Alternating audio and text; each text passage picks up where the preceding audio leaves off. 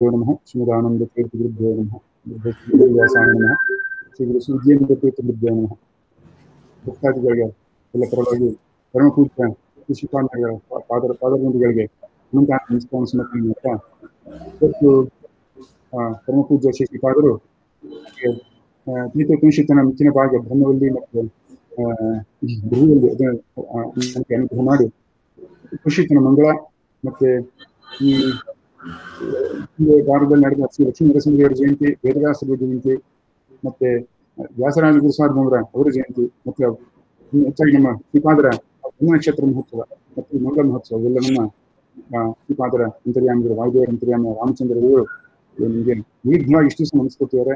ಪರಮಪೂಜ್ಯ ಶ್ರೀಪಾದರು ನಮಗೆ ಎಷ್ಟು ಅನುಗ್ರಹ ಮಾಡಿ 10 ಉಪನಿಷತ್ತಿನ ನಮಗೆ ಅದರ ತಿರುಳು, ಅದರ ಸಾರವನ್ನು ತಿಳಿಸಿ ಚಿಕ್ಕ ಮಗುನ ಅಕ್ಕಾಗುವಂತ ನಮಗೆ ಅನುಗ್ರಹ ಮಾಡಿದ್ದಾರೆ ಶ್ರೀಪಾದರು. ಅವರ ಪಾದರ ಬಂಧುಗಳಿಗೆ ಎಲ್ಲ ಭಕ್ತರ ಅಂತ ನಮಸ್ಕಾರವನ್ನು ಮತ್ತು ವಂದನೆಗಳನ್ನ ಮತ್ತು ನಮಸ್ಕಾರ ಅರ್ಪಣೆ ಮಾಡ್ತಾ ಈ ರೀತಿಯಾಗಿ ಆ ಭಗವಂತನ ತತ್ವಜ್ಞಾನ ತಿಳಿಯಕ್ಕೆ ಮುಖ್ಯ ಬಾಗಿಲನ್ನು ನಮ್ಗೆ ಒಳಗೆ ಕರ್ಕೊಂಡು ಹೋಗಿದ್ದಾರೆ. ಮುಂದೆ ನಮಗೆ ಸಾಧನೆ ಮಾಡಿಸಿ ಶ್ರೀಪಾದರು ಅಂತ ಪ್ರಾರ್ಥನೆ ಮಾಡ್ಕೊಳ್ತಾ ಈಗ ಇವತ್ತಿನ ಕಾರ್ಯಕ್ರಮವನ್ನು ಶಾಂತಿವಂತ ಮಾತಾಡೋದು ಗುರು ಅಪ್ಪಣೆ ಕೊಟ್ಟರೆ ಸ್ವಾಮಿಗಳು ಶಾಂತಿವಂತ ಹೇಳ್ತೀವಿ ಸ್ವಾಮಿ.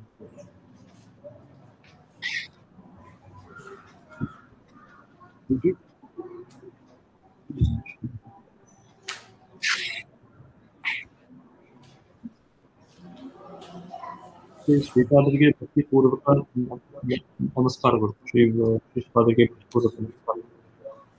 ಶ್ರೀ ಗುರುಭ್ಯೋ ನಮಃ. ಹರಿ ಓಂ. ಓಂ ಶನ್ನೋ ಮಿತ್ರಶಂ ವರುಣಃ ಶನ್ನೋ ಭವತು ವರ್ಯಮಾ ಶನ್ನ ಇಂದ್ರೋ ಬೃಹಸ್ಪತಿಃ ಶನ್ನೋ ವಿಷ್ಣುರುಕ್ರಮಃ. ನಮೋ ಬ್ರಹ್ಮಣೇ ನಮಸ್ತೆ ವಾಯೋ ತ್ವಮೇವ ಪ್ರತ್ಯಕ್ಷಂ ಬ್ರಹ್ಮಾಸಿ ತ್ವಮೇವ ಪ್ರತ್ಯಕ್ಷಂ ಬ್ರಹ್ಮ ವದಿಷ್ಯಾಮಿ ವ್ರತಂ ವದಿಷ್ಯಾಮಿ ಸತ್ಯಂ ವದಿಷ್ಯಾಮಿ. ಮನ್ಮಾಮವತು ತದ್ವಕ್ತಾರಮವತು ಅವತು ಮಾಂ ಅವತು ವಕ್ತಾರಂ. ಓಂ ಶಾಂತಿ ಶಾಂತಿ ಶಾಂತಿ. ಹರಿ ಓಂ. ಓಂ ಸಹನಾ ಭವತು ಸಹನೌ ಭುನಕ್ತು ಸಹ ವೀರ್ಯಂ ಕರವಾವಹೈ ತೇಜಸ್ವಿನಾವಧೀತಮಸ್ತು ಮಾ ವಿದ್ವಿಷಾವಹೈ. ಓಂ ಶಾಂತಿ ಶಾಂತಿ ಶಾಂತಿ. ಹರಿ ಓಂ. ಶ್ರೀ ಶ್ರೀಪಾದರಿಗೆ ಭಕ್ತಿಪೂರ್ವಕ ನಮಸ್ಕಾರ. ಶ್ರೀಪಾದರಿಗೆ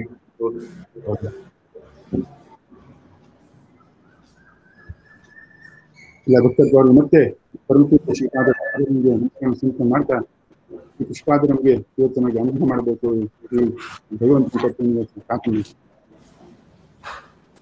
ಶ್ರೀ ಗುರುಭ್ಯೋ ನಮಃ. ಹರಿ ಓಂ. ವಂದೇ ವಂದ್ಯಂ ವಿಧಿಭವಮಹೇಂದ್ರಾದಿವೃಂದಾರಕೇಂದ್ರೈಃ ವ್ಯಕ್ತಂ ವ್ಯಾಪ್ತಂ ಸ್ವಗುಣಗಣತೋ ದೇಶತಃ ಕಾಲತಶ್ಚ ಧೂತಾವದ್ಯಂ ಸುಖಚಿತಿಮಯೈರ್ಮಂಗಲೈರ್ಯುಕ್ತಮಂಗೈಃ ಸಾನಾಥ್ಯನ್ನೋ ವಿದಧದಧಿಕಂ ಬ್ರಹ್ಮನಾರಾಯಣಾಖ್ಯಂ. ಭೂಷಾರತ್ನಂ ಭುವನವಲಯಸ್ಯಾಖಿಲಾಶ್ಚರ್ಯರತ್ನಂ ಲೀಲಾರತ್ನಂ ಜಲಧಿದುಹಿತುರ್ದೇವತಾ ಮೌಲಿರತ್ನಂ ಚಿಂತಾರತ್ನಂ ಜಗತಿ ಭಜತಾಂ ಸತ್ಸ್ವರೋಜದ್ಯುರತ್ನಂ. ಕೌಸಲ್ಯಾಯಾಲಸತು ಮಮ ಹೃನ್ಮಂಡಲೇ ಪುತ್ರರತ್ನಂ. ಆಪಾದಮೌಲಿಪರ್ಯಂತಂ ಗುರುಣಾಮಾಕೃತಿಂ ಸ್ಮರೇತ್ ತೇನ ವಿಘ್ನಾಃ ಪ್ರಣಶ್ಯಂತಿ ಸಿದ್ಧ್ಯಂತಿ ಚ ಮನೋರಥಾಃ. ಓಂ ಸಹನಾವವತು ಸಹನೌ ಭುನಕ್ತು ಸಹ ವೀರ್ಯಂ ಕರವಾವಹೈ ತೇಜಸ್ವಿನಾವಧೀತಮಸ್ತು ಮಾ ವಿದ್ವಿಷಾವಹೈ. ಓಂ ಶಾಂತಿ ಶಾಂತಿ ಶಾಂತಿ.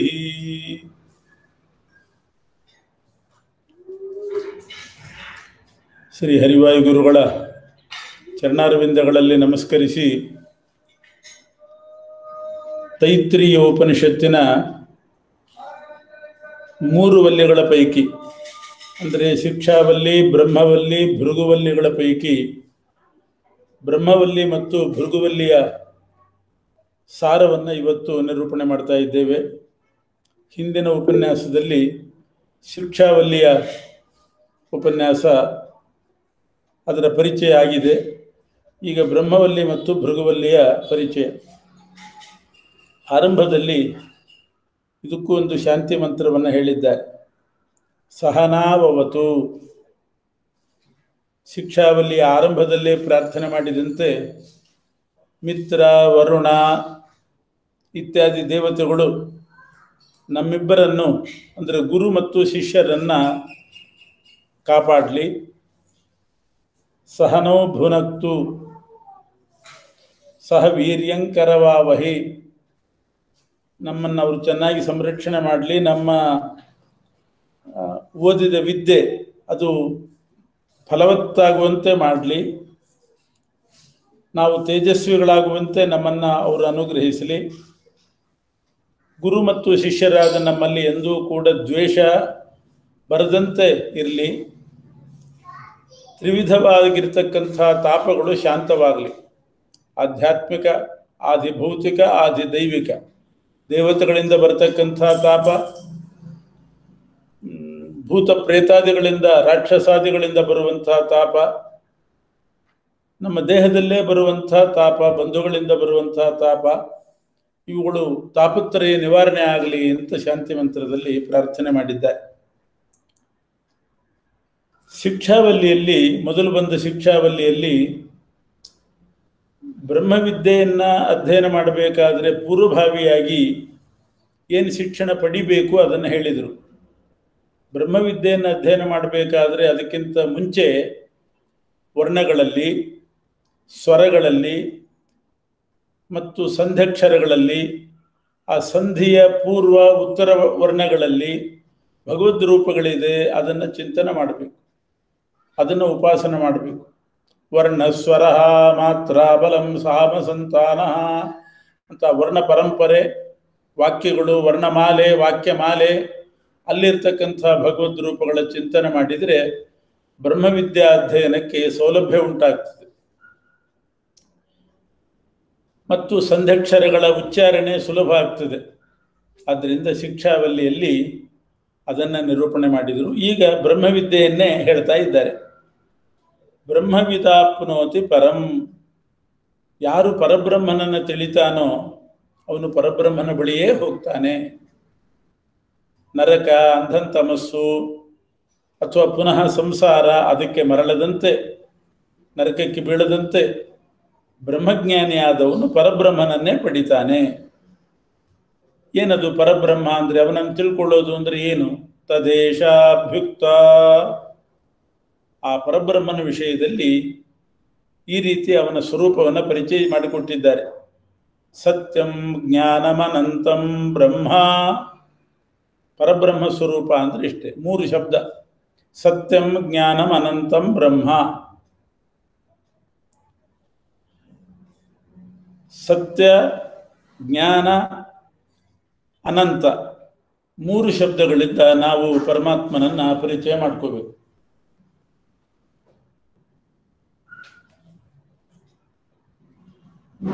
ಸತ್ಯ, ಜ್ಞಾನ, ಅನಂತ. ಸತ್ಯ ಅಂತಂದರೆ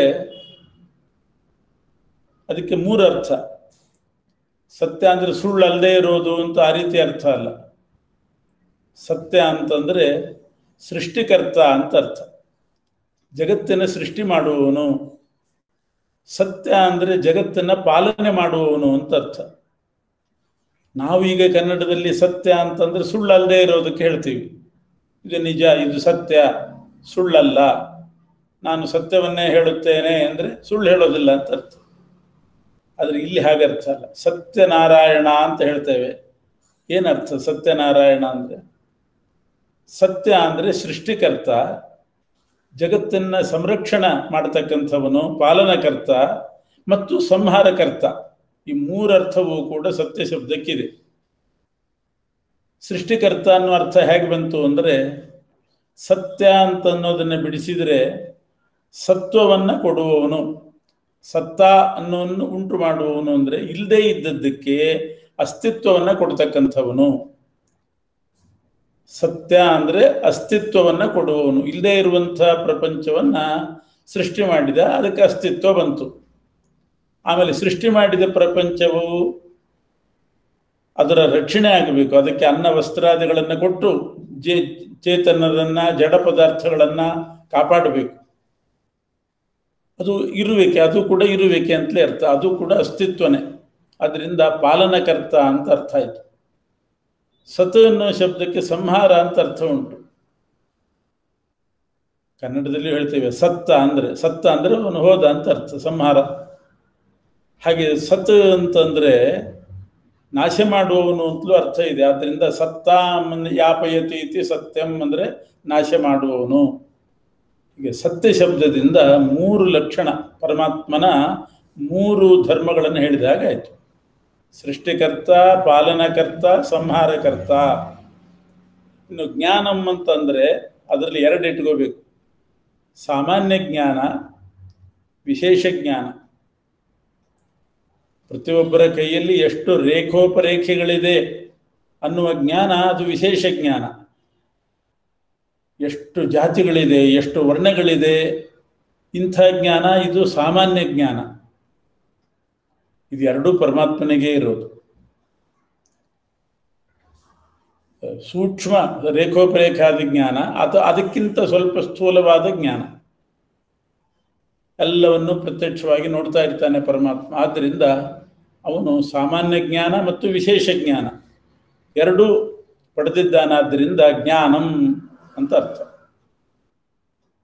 ಅಲ್ಲಿಗೆ ಸತ್ಯ ಶಬ್ದ ಮೂರು ಲಕ್ಷಣ ಹೇಳಿತು, ಜ್ಞಾನ ಶಬ್ದ ಎರಡು ಲಕ್ಷಣ ಹೇಳಿತು. ಅನಂತಂ ಅಂತಂದರೆ ದೇಶದಿಂದ ಅನಂತ, ಅಂತ ಅಂದರೆ ಮಿತಿ, ದೇಶದ ಮಿತಿ ಇಲ್ಲ, ಸರ್ವವ್ಯಾಪ್ತನಾಗಿದ್ದಾನೆ. ಅಂತ ಅಂದರೆ ಮಿತಿ, ಕಾಲದ ಮಿತಿ ಇಲ್ಲ, ಕಾಲದ ಮಿತಿ ಇಲ್ಲ, ಎಲ್ಲ ಕಾಲದಲ್ಲಿಯೂ ವ್ಯಾಪ್ತನಾಗಿದ್ದಾನೆ. ಇನ್ನು ಅನಂತಂ ಅಂತಂದರೆ ಗುಣದ ಮಿತಿ ಇಲ್ಲ, ಸರ್ವಗುಣಪೂರ್ಣನಾಗಿದ್ದಾನೆ ಅಂತ ಅರ್ಥ. ಇರೋದು ಮೂರು ಶಬ್ದ, ಆದರೆ ಅದಕ್ಕೆ ಅರ್ಥ ಇಷ್ಟು: ಸತ್ಯಂ, ಜ್ಞಾನಂ, ಅನಂತಂ. ಸತ್ಯಂ ಅನ್ನೋದಕ್ಕೆ ಮೂರು ಅರ್ಥ, ಅನಂತಂ ಅನ್ನೋದಕ್ಕೆ ಮೂರು ಅರ್ಥ, ಜ್ಞಾನಂ ಅದು ಎರಡು ಅರ್ಥ. ಹೀಗೆ ಸೃಷ್ಟಿಕರ್ತ, ಪಾಲನಕರ್ತ, ಸಂಹಾರಕರ್ತ, ಸಾಮಾನ್ಯ ಜ್ಞಾನ, ವಿಶೇಷ ಜ್ಞಾನವುಳ್ಳವನು ಮತ್ತು ದೇಶದ, ಕಾಲದ, ಗುಣದ ಮಿತಿ ಇಲ್ಲದೆ ಇರುವವನು. ಇಷ್ಟೇ ಗುಣ ಅಂತ ಮಿತಿ ಇಲ್ಲ, ಸರ್ವಗುಣಪೂರ್ಣ. ಇಷ್ಟೇ ಕಾಲದಲ್ಲಿರ್ತಾನೆ ಅಂತೇನಿಲ್ಲ, ಸರ್ವಕಾಲದಲ್ಲಿದ್ದಾನೆ. ಇಷ್ಟೇ ದೇಶದಲ್ಲಿರ್ತಾನೆ ಅಂತಲೂ ಇಲ್ಲ, ಸರ್ವ ದೇಶದಲ್ಲಿದ್ದಾನೆ. ಆದ್ದರಿಂದ ದೇಶ, ಕಾಲ, ಗುಣಗಳ ಮಿತಿ ಇಲ್ಲದೆ ಇರತಕ್ಕಂಥವನು ಪರಮಾತ್ಮ. ಸತ್ಯಂ, ಜ್ಞಾನಂ, ಅನಂತಂ ಬ್ರಹ್ಮ ಅಂತ ಬ್ರಹ್ಮನ ಪರಿಚಯ ಮಾಡಿತು. ತದೇಶಾಭ್ಯುಕ್ತ ಸತ್ಯಂ ಜ್ಞಾನಮನಂತಂ ಬ್ರಹ್ಮ ಯೋ ವೇದ ನಿಹಿತಂ ಗುಹಾಯಾಂ ಪರಮೇ ವ್ಯೋಮನ್. ಎಲ್ಲಿದ್ದಾನೆ ಪರಮಾತ್ಮ? ಯೋ ವೇದ ನಿಹಿತಂ ಗುಹಾಯಾಂ, ಪ್ರತಿಯೊಬ್ಬ ಮನುಷ್ಯನ ಹೃದಯ ಗುಹೆಯಲ್ಲಿ ಪರಮಾತ್ಮ ಇದ್ದಾನೆ.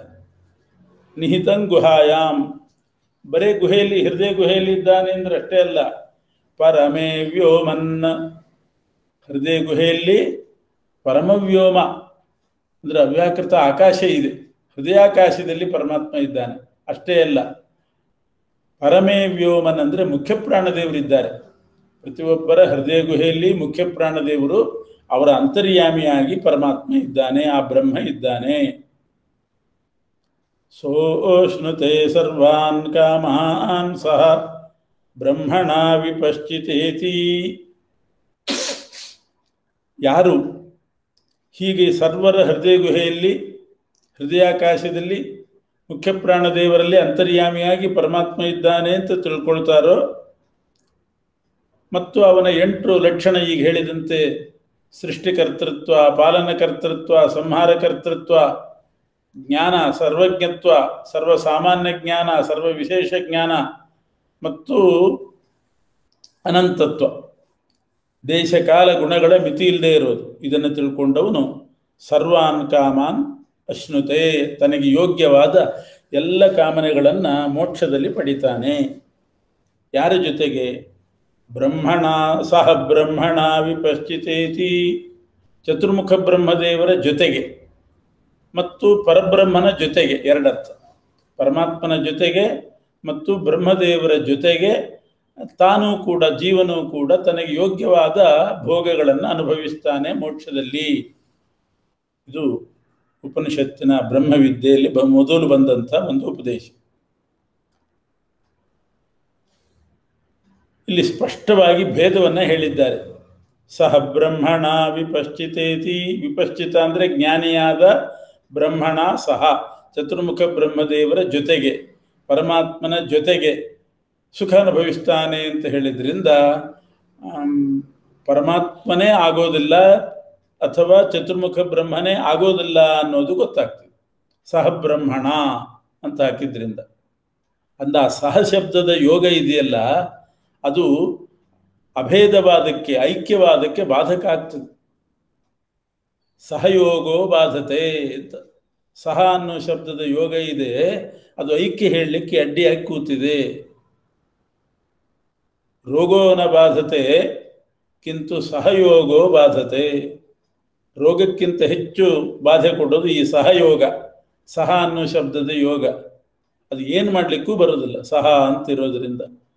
ಆದ್ದರಿಂದ ಮೋಕ್ಷದಲ್ಲಿ ಚತುರ್ಮುಖ ಬ್ರಹ್ಮನಿಗೂ ಜೀವರಿಗೂ ಭೇದನೇ ಇದೆ. ಅಂದರೆ ಜೀವರ ಭೇದ ಇದೆ, ಪರಮಾತ್ಮನಿಗೂ ಜೀವರಿಗೂ ಭೇದ ಇದೆ. ಅವರ ಜೊತೆಗೆ ಅನುಭವಿಸ್ತಾರಷ್ಟೇ ಹೊರತು ಅವರೇ ಆಗಿ ಅನುಭವಿಸುವುದಲ್ಲ. ಅನಂತಮ್ಮನಲ್ಲಿಯೂ ಕೂಡ ದೇಶ ಕಾಲ ಗುಣಗಳ ಮಿತಿ ಇಲ್ಲ ಅಂತ ಅರ್ಥ ಮಾಡಬೇಕು. ಸರ್ವದೇಶ ವ್ಯಾಪ್ತ, ಸರ್ವಕಾಲ ವ್ಯಾಪ್ತ, ಸರ್ವಗುಣ ಪೂರ್ಣ ಅಂತ ಅರ್ಥ ಆಗ್ತದೆ ಅವಾಗ.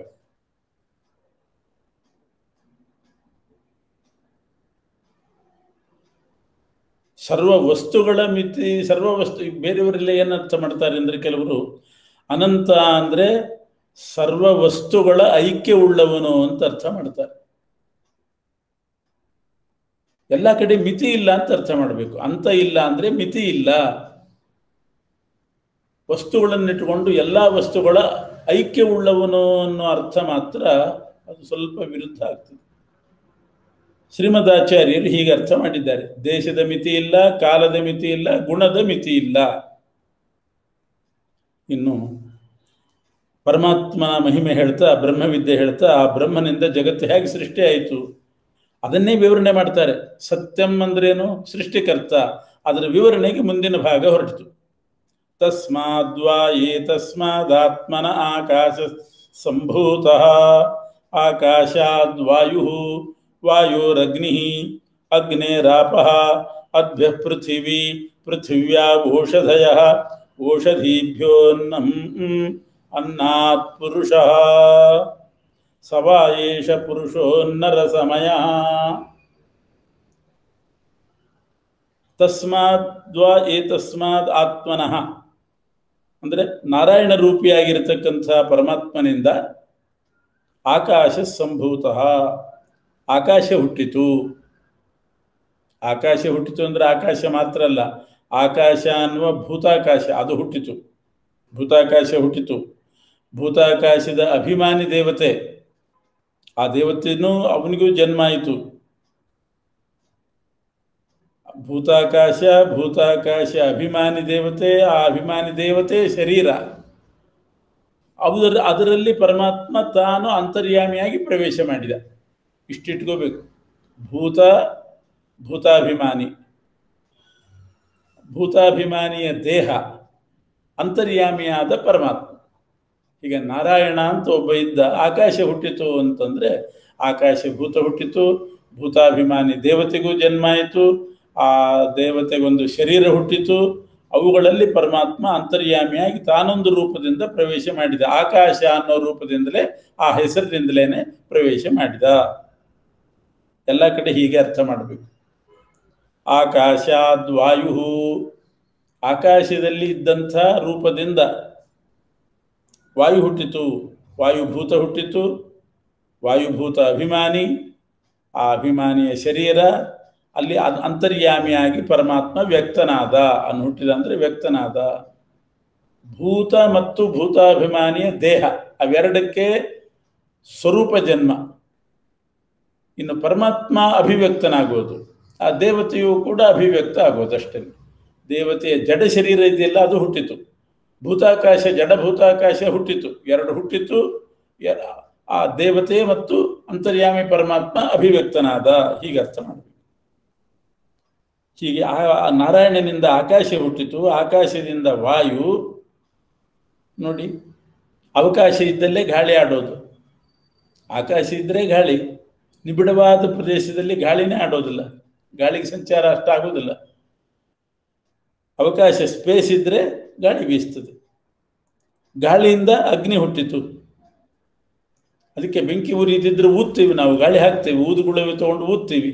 ವಾಯೋರಗ್ನಿ, ವಾಯುವಿನಿಂದಲೇ ಅಗ್ನಿ. ಅಗ್ನಿ ಜಾಸ್ತಿ ಆದಾಗ ಅಗ್ನಿಯಿಂದ ನೀರು. ಬೆಂಕಿ ಮುಂದೆ ಕೂತ್ರೆ ದೇಹದಲ್ಲಿ ತಾನಾಗಿ ಬೆವರಿಳಿತದೆ, ನೀರು ಬರ್ತದೆ. ಮಧ್ಯಾಹ್ನ ಬಿಸಿಲು ಜಾಸ್ತಿ ಇದ್ದರೆ ರಾತ್ರಿ ಮಳೆ ಬರ್ತದೆ ಅಂತ ನಾವೇ ಅಂದ್ಕೋತೀವಿ. ಇವತ್ತು ರಾತ್ರಿ ಮಳೆ ಬರ್ತದೆ, ಯಾಕೆಂದ್ರೆ ಬಿಸಿಲು ಜಾಸ್ತಿ ಇದೆ. ಅಗ್ನೇರಾಪಃ ಅದ್ಭ್ಯ ಪೃಥಿವಿ, ನೀರಿನಿಂದ ಪೃಥ್ವಿ ಹುಟ್ಟಿತು. ಪೃಥ್ವಿಯಿಂದ ಔಷಧಿಗಳು, ಸಸ್ಯಗಳು ಹುಟ್ಟಿದವು. ಸಸ್ಯಗಳಿಂದ ಅನ್ನ ಹುಟ್ಟಿತು. ಅನ್ನದಿಂದ ಜೀವರ ಶರೀರ ಸೃಷ್ಟಿಯಾಯಿತು. ಸವಾಯೇಷ ಪುರುಷ, ಹೀಗೆ ಈ ಸೃಷ್ಟಿಯ ಪರಂಪರೆಗೆ ಮೂಲ ಕಾರಣನಾದಂಥ ಆತ್ಮ ಇದ್ದಾನಲ್ಲ ನಾರಾಯಣ, ಅವನಿಂದ ಆಕಾಶ, ಆಮೇಲೆ ವಾಯು, ಅಗ್ನಿ, ನೀರು, ಪೃಥ್ವಿ, ಸಸ್ಯಗಳು, ಅನ್ನ, ಅನ್ನದಿಂದ ಮನುಷ್ಯರ ದೇಹ. ಈ ಪರಂಪರೆಗೆ ಮೂಲ ಕಾರಣ ಏನಿದ್ದಾನೆ ಆತ್ಮ ನಾರಾಯಣ, ಅವನೇ ಅನ್ನರಸಮಯ, ಅವನನ್ನೇ ಅನ್ನಮಯ ಅಂತ ಕರೆಯೋದು. ಸವಾಯೇಷ ಪುರುಷ ಅನ್ನರಸಮಯ. ರಸ ಅಂತ ಹಾಕಿದ್ದಾರೆ, ಯಾಕೆಂದರೆ ಅವನು ಶ್ರೇಷ್ಠ. ಅನ್ನಮಯ ಅಂತ ಒಂದು ಕೋಶ ಇದೆ ನಮ್ಮ ಜಡದೇಹದಲ್ಲೇ. ಪೃಥ್ವಿ ಭಾಗ ಮತ್ತು ಜಲಭಾಗ ಏನಿದೆ ಅದಕ್ಕೆ ಅನ್ನಮಯ ಕೋಶ ಅಂತ ಅಂತೀವಿ. ಅದಲ್ಲ, ಅನ್ನ ರಸಮಯ ಅಂತ ಹೇಳಿದ್ದಾರೆ. ಅನ್ನಮಯ ಅಂತಲೂ ಹೇಳಬಹುದು, ಅನ್ನ ರಸಮಯ ಅಂತಲೂ ಹೇಳಬಹುದು. ಕೋಶ ಅಲ್ಲ, ದೇಹದಲ್ಲಿರ್ತಕ್ಕಂಥ ಜಡ ಪದಾರ್ಥ ಅಲ್ಲ, ಅದೊಂದು ಚೇತನ ಅಂತ, ಶ್ರೇಷ್ಠವಾದ ವಸ್ತು ಅಂತ ತಿಳಿಸ್ಲಿಕ್ಕೆ ಅನ್ನ ರಸಮಯ ಅಂತಾರೆ. ಅವನೇ ಅನ್ನ ರಸಮಯನಾಗಿ ನಮ್ಮ ದೇಹದಲ್ಲಿ ಬಂದ. ಆಕಾಶವನ್ನು ಸೃಷ್ಟಿ ಮಾಡಿದ ಆ ಪರಮಾತ್ಮ ಇದ್ದಾನಲ್ಲ, ಅವನೇ ಅನ್ನಮಯನಾಗಿ ಪುರುಷರ, ಮನುಷ್ಯರ ನಮ್ಮ ದೇಹದಲ್ಲಿ ಪ್ರವೇಶ ಮಾಡಿದ. ಅವನು ಯಾರು? ಅನಿರುದ್ಧ. ಅನಿರುದ್ಧ ಅನ್ನಮಯ ಅಂತ ಅರ್ಥ. ಅನ್ನಮಯ ಅನಿರುದ್ಧ. ಅನ್ನಮಯ ಅನಿರುದ್ಧನಾಗಿ ನಮ್ಮ ಸ್ಥೂಲ ದೇಹದಲ್ಲಿ ಬಂದ. ಯಾಕೆ? ನಾವು ಓಡಾಡಬೇಕು, ನಮ್ಮ ಕಾಲಿನಿಂದ ನಾವು ಓಡಾಡಬೇಕು, ಕೈಯಿಂದ ಕೆಲಸ ಮಾಡಬೇಕು, ಮುಟ್ಟಬೇಕು. ಈ ಸ್ಥೂಲ ದೇಹದ ಕೆಲಸ, ಯಾತಾಯಾತ, ಗಮನಾಗಮನ, ಹಸ್ತದಿಂದ ಮಾಡುವ ಕಾರ್ಯ, ಇವೆಲ್ಲ ಏನು ಕರ್ಮೇಂದ್ರಿಯದಿಂದ ಮಾಡುವ ಕಾರ್ಯ, ಜ್ಞಾನೇಂದ್ರಿಯಿಂದ ಪಡೆಯುವ ಜ್ಞಾನ, ಈ ಸ್ಥೂಲ ದೇಹದ ಕೆಲಸ ಮಾಡಿಸ್ಲಿಕ್ಕೋಸ್ಕರವಾಗಿ ಆ ಪರಮಾತ್ಮನೇ ಅನ್ನಮಯ ಅನಿರುದ್ಧನಾಗಿ ನಮ್ಮ ದೇಹದಲ್ಲಿ ಪೂರ್ತಿ ಪ್ರವೇಶ ಮಾಡಿದೆ. ನಮ್ಮ ದೇಹ ಪೂರ್ತಿ, ನಮ್ಮ ದೇಹ ಎಷ್ಟಿದೆಯೋ ಸವಾಯೇಷ ಪುರುಷ ವಿಧ ಏವ, ಆ ದೇಹ ಹೇಗಿದೆಯೋ ಅದೇ ಆಕಾರ. 5 ಅಡಿ ಇದ್ರೆ ಪರಮಾತ್ಮ 5 ಅಡಿಯಾಗಿ ಆ ದೇಹದಲ್ಲಿ ಪ್ರವೇಶ ಮಾಡಿದ. 6 ಅಡಿ ಎತ್ತರದವರಲ್ಲಿ 6 ಅಡಿಯಾಗಿ ಪ್ರವೇಶ ಮಾಡಿದ. ಕೃಷರಲ್ಲಿ ಕೃಷನಾಗಿ, ಸ್ಥೂಲದಲ್ಲಿ ಸ್ಥೂಲನಾಗಿ ಆಯಾ ದೇಹದಲ್ಲಿ ಪ್ರವೇಶ ಮಾಡಿದ. ಅನ್ನಮಯ ಅನಿರುದ್ಧ. ಅವನ ತಲೆ ಯಾವುದು ಹಾಗಾದರೆ? ಅವನು ಪುರುಷಾಕಾರದಲ್ಲೇ ಇದ್ದಾನೆ. ಅವನ ತಲೆ ಎಲ್ಲಿದೆ ಅಂದರೆ ನಮ್ಮ ತಲೆ ಒಳಗೆ ಅವನ ತಲೆ. ನಮ್ಮ ಬಲಗೈಯಲ್ಲಿ ಅವನ ಬಲಗೈ, ನಮ್ಮ ಎಡಗೈಯಲ್ಲಿ ಅವನ ಎಡಗೈ, ಅನಿರುದ್ಧನ ಎಡಗೈ. ನಮ್ಮ ಹೊಟ್ಟೆ ಒಳಗೆ ಅನಿರುದ್ಧನ ಹೊಟ್ಟೆ, ನಮ್ಮ ಪಾದದಲ್ಲಿ ಅನಿರುದ್ಧನ ಪಾದ. ಹೀಗೆ ಮುಖೇ ಮುಖಂ, ಚಕ್ಷುಷಿ ಚಕ್ಷು, ನಮ್ಮ ಮುಖದಲ್ಲಿ ಮುಖ, ಕಣ್ಣಲ್ಲಿ ಕಣ್ಣು, ಕೈಯಲ್ಲಿ ಕೈ, ಕಾಲಲ್ಲಿ ಕಾಲು, ಮಧ್ಯಭಾಗದಲ್ಲಿ ಮಧ್ಯಭಾಗ. ಹೀಗೆ ಒಳಗಡೆ ಪ್ರವೇಶ ಮಾಡಿಬಿಟ್ಟ. ಅವನೇ ಅನ್ನಮಯ ಅನಿರುದ್ಧ. ಈಗ ಹೇಗೆ ಪ್ರವೇಶ ಮಾಡಿದ? ಆಯಾ ದೇಹದ ಆಕಾರ ನೋಡಿಕೊಂಡು. ಅಂಗಿ ಹೊಲಿಸ್ತಾರೆ. ಅವನು ಸಣ್ಣ ಹುಡುಗನಾದರೆ ಸಣ್ಣ ಅಂಗಿ, ದೊಡ್ಡವರಾಗಿದ್ದರೆ ದೊಡ್ಡ ಅಂಗಿ, ಸ್ಥೂಲರಾಗಿದ್ದರೆ ಸ್ಥೂಲ ಅಂಗಿ. ಆ ರೀತಿ ಕವಚ ಕಂಚುಕ ಅಂಗಿ ಯಾವ ರೀತಿ ಆ ದೇಹಕ್ಕೆ ಅನುಗುಣವಾಗಿರ್ತದೋ ಹಾಗೆ ಒಳಗಡೆ ಪರಮಾತ್ಮ ಇದ್ದಾನಷ್ಟೇ. ಅಂಗಿ ಹೊರಗಡೆ ಇರ್ತದೆ, ದೇಹದ ಹೊರಗಡೆ. ಪರಮಾತ್ಮ ಇದೇ ದೇಹದ ಆಕಾರದಲ್ಲಿ ಒಳಗಡೆ ಪ್ರವೇಶ ಮಾಡಿದ್ದಾನೆ. ಅವನೇ ಅನ್ನಮಯ ಅನಿರುದ್ಧ ಅಂತ ತಿಳ್ಕೊಳ್ಬೇಕು. ಅವನೇ ಎಲ್ರಿಗೂ ಆಶ್ರಯ. ಅವನು ಸಾಕ್ಷಾತ್ ಪರಮಾತ್ಮನದ್ದೇ ಒಂದು ರೂಪ, ಅನಿರುದ್ಧ ರೂಪ. ಅವನ ಒಳಗಡೆ ನಮ್ಮ ದೇಹದೊಳಗೆ ಅನಿರುದ್ಧ, ಅನಿರುದ್ಧನ ಒಳಗೆ ಪ್ರಾಣಮಯ ಪ್ರದ್ಯುಮ್ನ ಇದ್ದಾನೆ. ತಸ್ಮಾದ್ವಾಯೇ ತಸ್ಮಾದನ್ನರ ಸಮಯಾತ್ ಅನ್ಯೋಂತರ ಆತ್ಮ ಪ್ರಾಣಮಯ.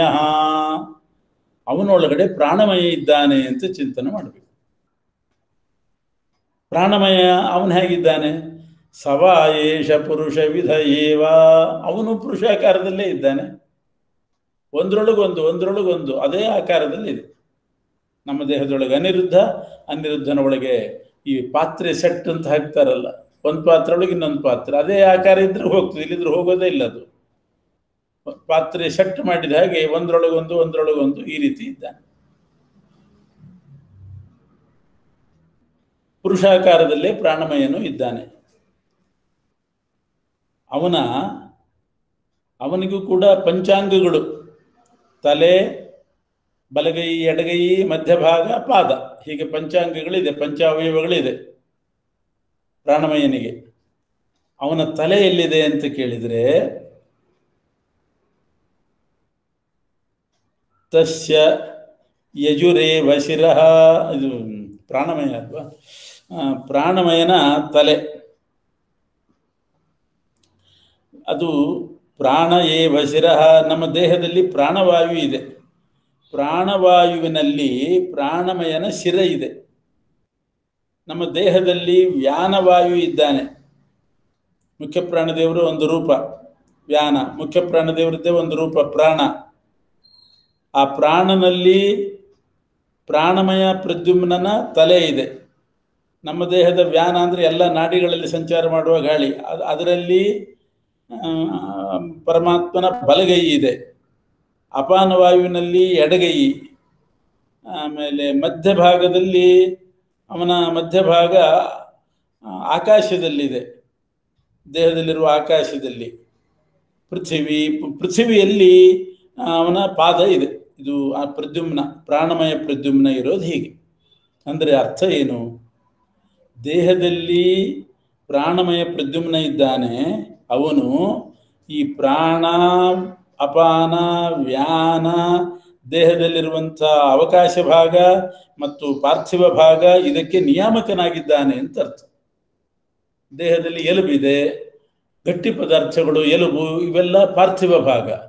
ದೇಹದಲ್ಲಿ ವಾಯು ಇದೆ, ಪ್ರಾಣ, ಅಪಾನ, ವ್ಯಾನ ಇತ್ಯಾದಿ ವಾಯುಗಳು.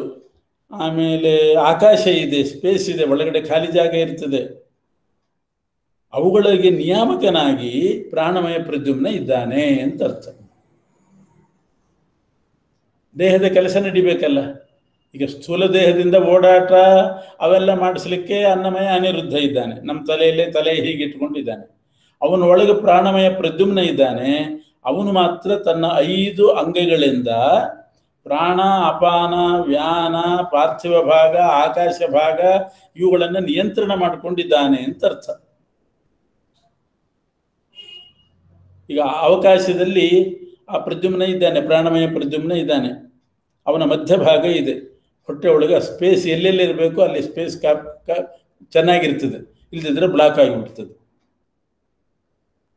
ಪಾರ್ಥಿವ ಭಾಗ ಎಲುಬು, ಅದು ಸವಿ ಇದೆ, ಗಟ್ಟಿ ಇರಬೇಕಾದ್ರೆ ಅಲ್ಲಿ ಪ್ರಾಣಮಯ ಪ್ರದ್ಯುಮ್ನನ ಪಾದ ಇದೆ. ಆ ಪಾದ ಇರೋದ್ರಿಂದ ಎಲುಬು ಚೆನ್ನಾಗಿ ಗಟ್ಟಿಯಾಗಿದೆ.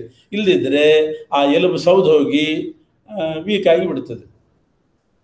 ಹೀಗೆ ಅನ್ನಮಯ, ಪ್ರಾಣಮಯ ಇವರ ಕೆಲಸ ಇದು. ಆ ಭಗವಂತ ಆ ವ್ಯಾಪಾರ ಮಾಡ್ತಾ ಇದ್ದಾನೆ, ಆ ಕಾರ್ಯ ಮಾಡ್ತಾ ಇದ್ದಾನೆ ಅಂತ ಅರ್ಥ. ಇನ್ನು ಪ್ರಾಣಮಯನ ಒಳಗಡೆ ಅನ್ನಮಯ ಪ್ರಾಣಮಯ ಆಯಿತು. ಪ್ರಾಣಮಯನ ಒಳಗಡೆ ಮನೋಮಯನಾಗಿರ್ತಕ್ಕಂಥ ಸಂಕರ್ಷಣ ಇದ್ದಾನೆ. ಮನೋಮಯ ಸಂಕರ್ಷಣ ದೇಹದ ಒಳಗಿದ್ದಾನೆ. ಅದು ಪ್ರಾಣಮಯ ಪ್ರದ್ಯುಮ್ನ ಒಳಗಿದ್ದಾನೆ. ಅವನೇನು ಮಾಡ್ತಾನೆ ಅಂತಂದರೆ ಅವನಿಗೂ 5 ಅವಯವಗಳು. ಆ ಮನೋಮಯ ಸಂಕರ್ಷಣನೇ ಅವನ ತಲೆ ಅಂದರೆ ಅದೊಂದು ಪಾರ್ಟ್ ಅಲ್ಲ. ಭಗವಂತನ ತಲೆನೂ ಪೂರ್ಣನೇ, ಅವನ ಕಾಲು ಪೂರ್ಣವೇ, ಕೈಯೂ ಪೂರ್ಣವೇ. ನಮ್ಮದಾಗುವಾಗ ನಮ್ಮ ದೇಹದಲ್ಲಿ ಒಂದೊಂದು ಪಾರ್ಟ್ ಅಷ್ಟೇನೆ, ಪರಿಪೂರ್ಣ ಅಲ್ಲ. ಭಗವಂತಂದು ತಲೆ ಎಲ್ಲವೂ ಪರಿಪೂರ್ಣವೇ. ಆ ಪರಿಪೂರ್ಣವಾದ ಅಂಗಗಳೇ ಸೇರಿಸಿ ಒಂದು ಪರಿಪೂರ್ಣ ಅಂಗಿ ಅದು. ಆದ್ದರಿಂದ ಆ ಪರಮಾತ್ಮನ ಮನೋಮಯ ಸಂಕರ್ಷಣನ ತಲೆ ಅದೊಂದು ರೂಪ. ಅದೇನು ಮಾಡ್ತದೆ? ಯಜುರ್ವೇದಕ್ಕೆ ನಿಯಾಮಕವಾಗಿದೆ. ನಮಗೆ ಯಜುರ್ವೇದದ ಜ್ಞಾನವನ್ನು ತಂದುಕೊಡೋದು ಅದು. ಋಗ್ದಕ್ಷಿಣ ಪಕ್ಷ ಮನೋಮಯ ಸಂಕರ್ಷಣನ ಬಲಗೈ ಋಗ್ವೇದಕ್ಕೆ ನಿಯಾಮಕ, ಎಡಗೈ ಸಾಮವೇದಕ್ಕೆ ನಿಯಾಮಕ. ಎಡಗೈ ಆಮೇಲೆ ಸಾಮ ಆದೇಶ ಆತ್ಮ ಅಥರ್ವಾಂಗಿರಸ ಪುಚ್ಛಂ ಪ್ರತಿಷ್ಠಾ. ಆದೇಶ ಆತ್ಮ ಅಂತಂದ್ರೆ ಪಂಚರಾತ್ರಾಗಮ, ಅದಕ್ಕೆ ಆದೇಶ ಅಂತ ಕರೀತಾರೆ. ಪಂಚರಾತ್ರಾಗಮದಲ್ಲಿ ಏನೇನು ಮಾಡಬೇಕು ಅಂತ ಉಪದೇಶ ಇದೆ, ಅದು ಆದೇಶ ರೂಪ. ಅದರಲ್ಲಿ ಮಧ್ಯಭಾಗ ಮನೋಮಯ ಸಂಕರ್ಷಣನ ಮಧ್ಯಭಾಗ ಅದಕ್ಕೆ ನಿಯಾಮಕ. ಅಥರ್ವಾಂಗಿರಸ ಪುಚ್ಛಂ ಪ್ರತಿಷ್ಠಾ. ಅಥರ್ವಣ ವೇದ ಅದು ಆ ಮನೋಮಯ ಸಂಕರ್ಷಣನ ಪಾದದ ಅಧೀನ. ಹೀಗೆ ಅಥವಾ ಯಜುರ್ವೇದಗಳು, ಯಜುರ್ವೇದ, ಋಗ್ವೇದ, ಸಾಮವೇದ, ಪಂಚರಾತ್ರ ಆ ಮನೋಮಯ ಸಂಕರ್ಷಣನ ಒಂದೊಂದು ಅಂಗವನ್ನ ಸ್ತೋತ್ರ ಮಾಡ್ತಕ್ಕಂಥದ್ದು ಅಂತಲೂ ಇಟ್ಕೊಳ್ಬೋದು. 2 ಅರ್ಥ ಮಾಡ್ಬೋದು. ಮನೋಮಯ ಸಂಕರ್ಷಣನ ಸ್ತೋತ್ರಗಳಾಗಿದೆ. ಅವನ ತಲೆಗೆ ಯಜುರ್ವೇದ ತಲೆಯನ್ನು ಸ್ತೋತ್ರ ಮಾಡ್ತದೆ, ಅವನ ಋಗ್ವೇದ ಅವನ ಬಲಗೈಯನ್ನು ಸ್ತೋತ್ರ ಮಾಡ್ತದೆ, ಸಾಮವೇದ ಎಡಗೈಯನ್ನು ಹಾಗಿಟ್ಕೋಬೇಕು. ಅಥವಾ ಸಾಮವೇದದಲ್ಲಿ ಅವನ ಎಡಗೈ ಇದೆ, ಅದು ನಿಯಾಮಕವಾಗಿದೆ, ಅದರ ಜ್ಞಾನವನ್ನು ನಮಗೆ ತಂದು ಕೊಡ್ತದೆ. ಹೀಗೆ ಅನ್ನಮಯ ಅನಿರುದ್ಧ, ಪ್ರಾಣಮಯ ಪ್ರದ್ಯುಮ್ನ, ಮನೋಮಯ ಸಂಕರ್ಷಣನ ಕಾರ್ಯ ಆಯಿತು. ಅವನ ಒಳಗಡೆ ವಿಜ್ಞಾನಮಯ ವಾಸುದೇವ ಇದ್ದಾನೆ. ವಿಜ್ಞಾನಮಯ ವಾಸುದೇವನ ಕೆಲಸ ಏನು ನಮ್ಮ ದೇಹದಲ್ಲಿದ್ದು ಅಂತಂದರೆ, ಆ ವಿಜ್ಞಾನಮಯ ವಾಸುದೇವನಿಗೂ 5 ಅಂಗಗಳು, 5 ಅವಯವಗಳಿದೆ. ತಸ್ಯ ಶ್ರದ್ಧೈವ ಶಿರಃ. ವಿಜ್ಞಾನಮಯ ವಾಸುದೇವನ ತಲೆ ಅಂದರೆ ಅದು ಹಿಂದೆ ಹೇಳಿದಂತೆ ಅದೊಂದು ಪಾರ್ಟ್ ಅಲ್ಲ, ಅದೊಂದು ಪೂರ್ಣ ರೂಪವೇ. ಆ ತಲೆಯೇ ನಮಗೆ ಶ್ರದ್ಧೆಯನ್ನು ತಂದು ಕೊಡ್ತಕ್ಕಂಥದ್ದು. ಶ್ರದ್ಧೆ ಬೇಕು ಅಂತೀವಿ, ಯಾವುದೇ ಕೆಲಸ ಇಲ್ಲ. ಶ್ರದ್ಧೆ ಬರೋದೇ ಆ ವಾಸುದೇವನ ತಲೆಯಿಂದ. ಕೃತಂ ದಕ್ಷಿಣ ಪಕ್ಷ, ಯಥಾರ್ಥ ಜ್ಞಾನ ಬರಬೇಕು, ತಪ್ಪು ತಿಳುವಳಿಕೆ ಬರಬಾರ್ದು. ಓದುವಾಗ ಸರಿಯಾಗಿ ಜ್ಞಾನ ಬರಬೇಕು. ಆ ಜ್ಞಾನವನ್ನು ತಂದುಕೊಡೋದು ವಾಸುದೇವನ, ವಿಜ್ಞಾನಮಯ ವಾಸುದೇವನ ಬಲಗೈ ಆ ರೂಪ. ಎಡಗೈ ಸತ್ಯಂ ಅನುಷ್ಠಾನ ಮಾಡಿಸ್ತಕ್ಕಂಥದ್ದು. ಯೋಗ ಆತ್ಮ, ಯೋಗ ಧ್ಯಾನ ಯೋಗ ಇತ್ಯಾದಿಗಳಲ್ಲಿ ಅವನ ಮಧ್ಯಭಾಗ ಇದೆ, ಅದು ಅದಕ್ಕೆ ನಿಯಾಮಕ. ತೇಜಃಪುಂಜಗಳ ಪುಂಜ ಮಹಾಪುಚ್ಛಂ ಪ್ರತಿಷ್ಠಾ ಅಂದರೆ ತೇಜಸ್ಸು ಅದರಲ್ಲಿ, ಅಥವಾ ಮಹಾಪೂಜಾಯಾಮ್ ಪೂಜಾದಿಗಳು ಅದರಲ್ಲಿ ಅವನ ಪಾದ ಇದೆ. ಅಂದರೆ ನೋಡಿ, ನಮ್ಮ ಸಾಧನೆ ಹೇಗಿರಬೇಕು ಅದನ್ನು ಮಾಡಿಸೋದು ಪರಮಾತ್ಮನ ರೂಪ. ಏನು ಸಾಧನೆ ಆಗಬೇಕು? ಮೊದಲು ಜೀವನ ನಡಿಬೇಕು. ಜೀವನ ನಡಿಬೇಕಾದ್ರೆ ಓಡಾಟ ನಡಿಬೇಕು. ಒಂದು ಕಡೆಯಿಂದ ಒಂದು ಕಡೆ ಹೋಗೋದು ಬರೋದು ಇವೆಲ್ಲ ನಡಿಬೇಕು. ಅದು ಅನ್ನಮಯ ಅನಿರುದ್ಧ ಮಾಡಿಸ್ತಾನೆ. ಬದುಕಿರಬೇಕು, ಪ್ರಾಣ ಪಾನ ವ್ಯಾನ ಅವುಗಳ ಕಾರ್ಯ ನಡಿಬೇಕು ದೇಹದಲ್ಲಿ. ಅಪಾನನಿಂದ ಮಲ ವಿಸರ್ಜನೆ, ಮೂತ್ರ ವಿಸರ್ಜನೆ, ಪ್ರಾಣವಾಯುವಿನಿಂದ ಶ್ವಾಸೋಚ್ಛ್ವಾಸ, ನೋಡೋದು, ಕೇಳೋದು, ಇದೆಲ್ಲ. ಹೀಗೆ ಒಂದೊಂದು ವಾಯುವಿನ ಕೆಲಸ ಒಂದೊಂದಿದೆ. ಆಮೇಲೆ ಎಲುಬು, ಪಾರ್ಥಿವ ಭಾಗ ಇದೆಲ್ಲ ಇದೆ ದೇಹದಲ್ಲಿ, ಅದೆಲ್ಲ ದೃಢವಾಗಿರಬೇಕು. ಅದನ್ನು ಮಾಡುವವನು ಪ್ರಾಣಮಯ ಪ್ರದ್ಯುಮ್ನ. ಆಮೇಲೆ ಬದುಕಿಸೋದು ಅಂತ ಅರ್ಥ. ಆಮೇಲೆ ಮನೋಮಯ ಸಂಕರ್ಷಣ, ಋಗ್ವೇದ, ಯಜುರ್ವೇದ, ಸಾಮವೇದ, ಪಂಚರಾತ್ರ, ಅಥರ್ವಣ ವೇದ, ಅದಕ್ಕೆ ನಿಯಾಮಕನಾಗಿ ಅದರ ಜ್ಞಾನವನ್ನು ತಂದುಕೊಡುವವನು ಮನೋಮಯ ಸಂಕರ್ಷಣ. ಆಮೇಲೆ ಅವನ ಒಳಗಿದ್ದುಕೊಂಡು ವಿಜ್ಞಾನಮಯ ವಾಸುದೇವ ಮೋಕ್ಷದ ಅಂತರಂಗ ಸಾಧನೆ ಮಾಡಿಸ್ತಾನೆ. ಅಂದರೆ ಶ್ರದ್ಧೆ, ಆಮೇಲೆ ಯಥಾರ್ಥ ಜ್ಞಾನ, ಯಥಾರ್ಥವಾದ ಕರ್ಮಾನುಷ್ಠಾನ, ಆಮೇಲೆ ಧ್ಯಾನ ಯೋಗ, ಪೂಜೆ, ಪರಮಾತ್ಮನ ಪೂಜೆ, ಇವುಗಳನ್ನೆಲ್ಲ ಮಾಡಿಸೋದು ವಿಜ್ಞಾನಮಯ ವಾಸುದೇವ. ಹೀಗೆ ಮೋಕ್ಷ ಸಾಧನೆಯ ಕ್ರಮ ಇದು. ಒಂದೊಂದು ರೂಪಗಳು ಮಾಡಿಸ್ತವೆ. ಆಮೇಲೆ ಆ ವಿಜ್ಞಾನಮಯ ವಾಸುದೇವನ ಒಳಗಡೆ ಆನಂದಮಯ ನಾರಾಯಣ ಇದ್ದಾನೆ. ಆ ಆನಂದಮಯ ನಾರಾಯಣನು, ಅವನಿಗೂ 5 ಅವಯವಗಳು, 5 ಅಂಗಗಳು: ತಲೆ, ಬಲಭಾಗ, ಬಲಗೈ, ಎಡಗೈ, ಹೊಟ್ಟೆ, ಮಧ್ಯಭಾಗ ಮತ್ತು ಪಾದ. ಅದೇನು ಮಾಡ್ತದೆ? ಮೋಕ್ಷಕ್ಕೆ ನಿಯಾಮಕ. ಈಗ ವಾಸುದೇವನ ತನಕ 4 ಸಾಧನೆ ಆಯಿತು.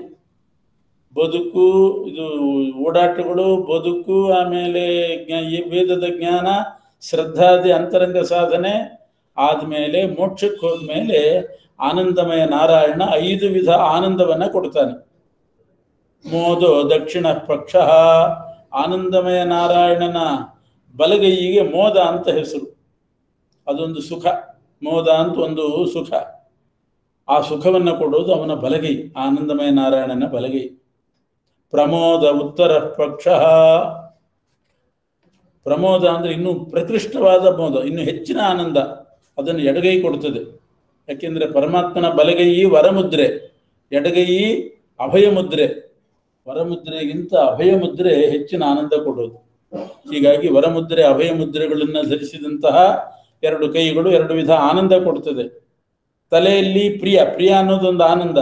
ಅದು ಆನಂದಮಯ ನಾರಾಯಣನ ತಲೆಯೇ ಆ ಪ್ರಿಯ ಅನ್ನೋ ಆನಂದವನ್ನು ಕೊಡ್ತಕ್ಕಂಥದ್ದು. ಮಧ್ಯಭಾಗಕ್ಕೆ ಆನಂದ ಅಂತಲೇ ಹೆಸರು. ಬ್ರಹ್ಮಪುಚ್ಛಂ ಪ್ರತಿಷ್ಠಾ. ಪಾದದಲ್ಲಿ ಅದು ಬಹಳ ಮುಖ್ಯ ಪ್ರಾಣದೇವರಿದ್ದಾರೆ. ಅಲ್ಲಿ ಪರಮಾತ್ಮ ಪಾದ ಇದೆ. ಆ ಮುಖ್ಯ ಪ್ರಾಣದೇವರಲ್ಲಿ ಭಗವಂತನ ಪಾದ. ಹೀಗೆ 5 ರೂಪಗಳನ್ನು ನಾವು ತಿಳ್ಕೊಳ್ಬೇಕು. ಇದೇ ಬ್ರಹ್ಮವಿದ್ಯೆ ಅಂದರೆ. ಅನ್ನಮಯ, ಪ್ರಾಣಮಯ, ಮನೋಮಯ, ವಿಜ್ಞಾನಮಯ, ಆನಂದಮಯ ನಮ್ಮ ಸಾಧನೆ ಮಾಡಿಸ್ತಕ್ಕಂಥ ರೂಪಗಳು. ನಮ್ಮ ದೇಹದ ಒಳಗಡೆನೆ, ಈ ಸ್ಥೂಲ ದೇಹದ ಒಳಗಡೆನೆ ಅನಿರುದ್ಧ, ಅವನೊಳಗೆ ಪ್ರದ್ಯುಮ್ನ, ಅವನೊಳಗೆ ಸಂಕರ್ಷಣ, ಅವನೊಳಗೆ ವಾಸುದೇವ, ಅವನೊಳಗೆ ನಾರಾಯಣ ಇದ್ದಾನೆ.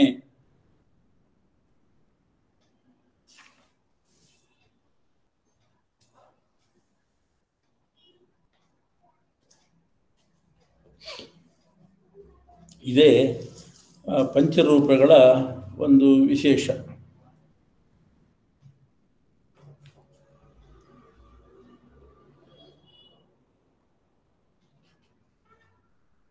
ಬ್ರಹ್ಮ ಅಂದರೆ ಬ್ರಹ್ಮಪುಚ್ಛಂ ಪ್ರತಿಷ್ಠಾ ಅಂದರೆ ಬ್ರಹ್ಮ ಅಂದರೆ ಪೂರ್ಣ, ಎಲ್ರಿಗಿಂತ ಅಧಿಕರಾಗಿರ್ತಕ್ಕಂಥವ್ರು, ಜೀವೋತ್ತಮರಾದ ವಾಯುದೇವರು ಅಂತ ಅರ್ಥ. ಅವರೊಳಗಡೆ ಪರಮಾತ್ಮ ತನ್ನ ಪಾದ ಇಟ್ಟಿದ್ದಾನೆ.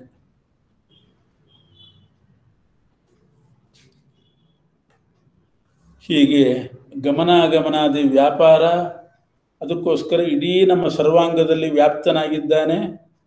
ಜೀವನಕ್ಕೆ ಹೇತುಭೂತ ಅನಿರುದ್ಧ, ಜೀವನಕ್ಕೆ ಹೇತುಭೂತನಾದವನು ಪ್ರಾಣಮಯ ಪ್ರದ್ಯುಮ್ನ, ಜ್ಞಾನಕ್ಕೆ ಕಾರಣನಾದವನು ಮನೋಮಯ ಸಂಕರ್ಷಣ, ವಿಶಿಷ್ಟ ಜ್ಞಾನ ಮೋಕ್ಷದ ಅಂತರಂಗ ಸಾಧನೆ ಅದು ವಾಸುದೇವನಿಂದ ಆಗ್ತದೆ, ಶ್ರದ್ಧಾದಿಗಳು.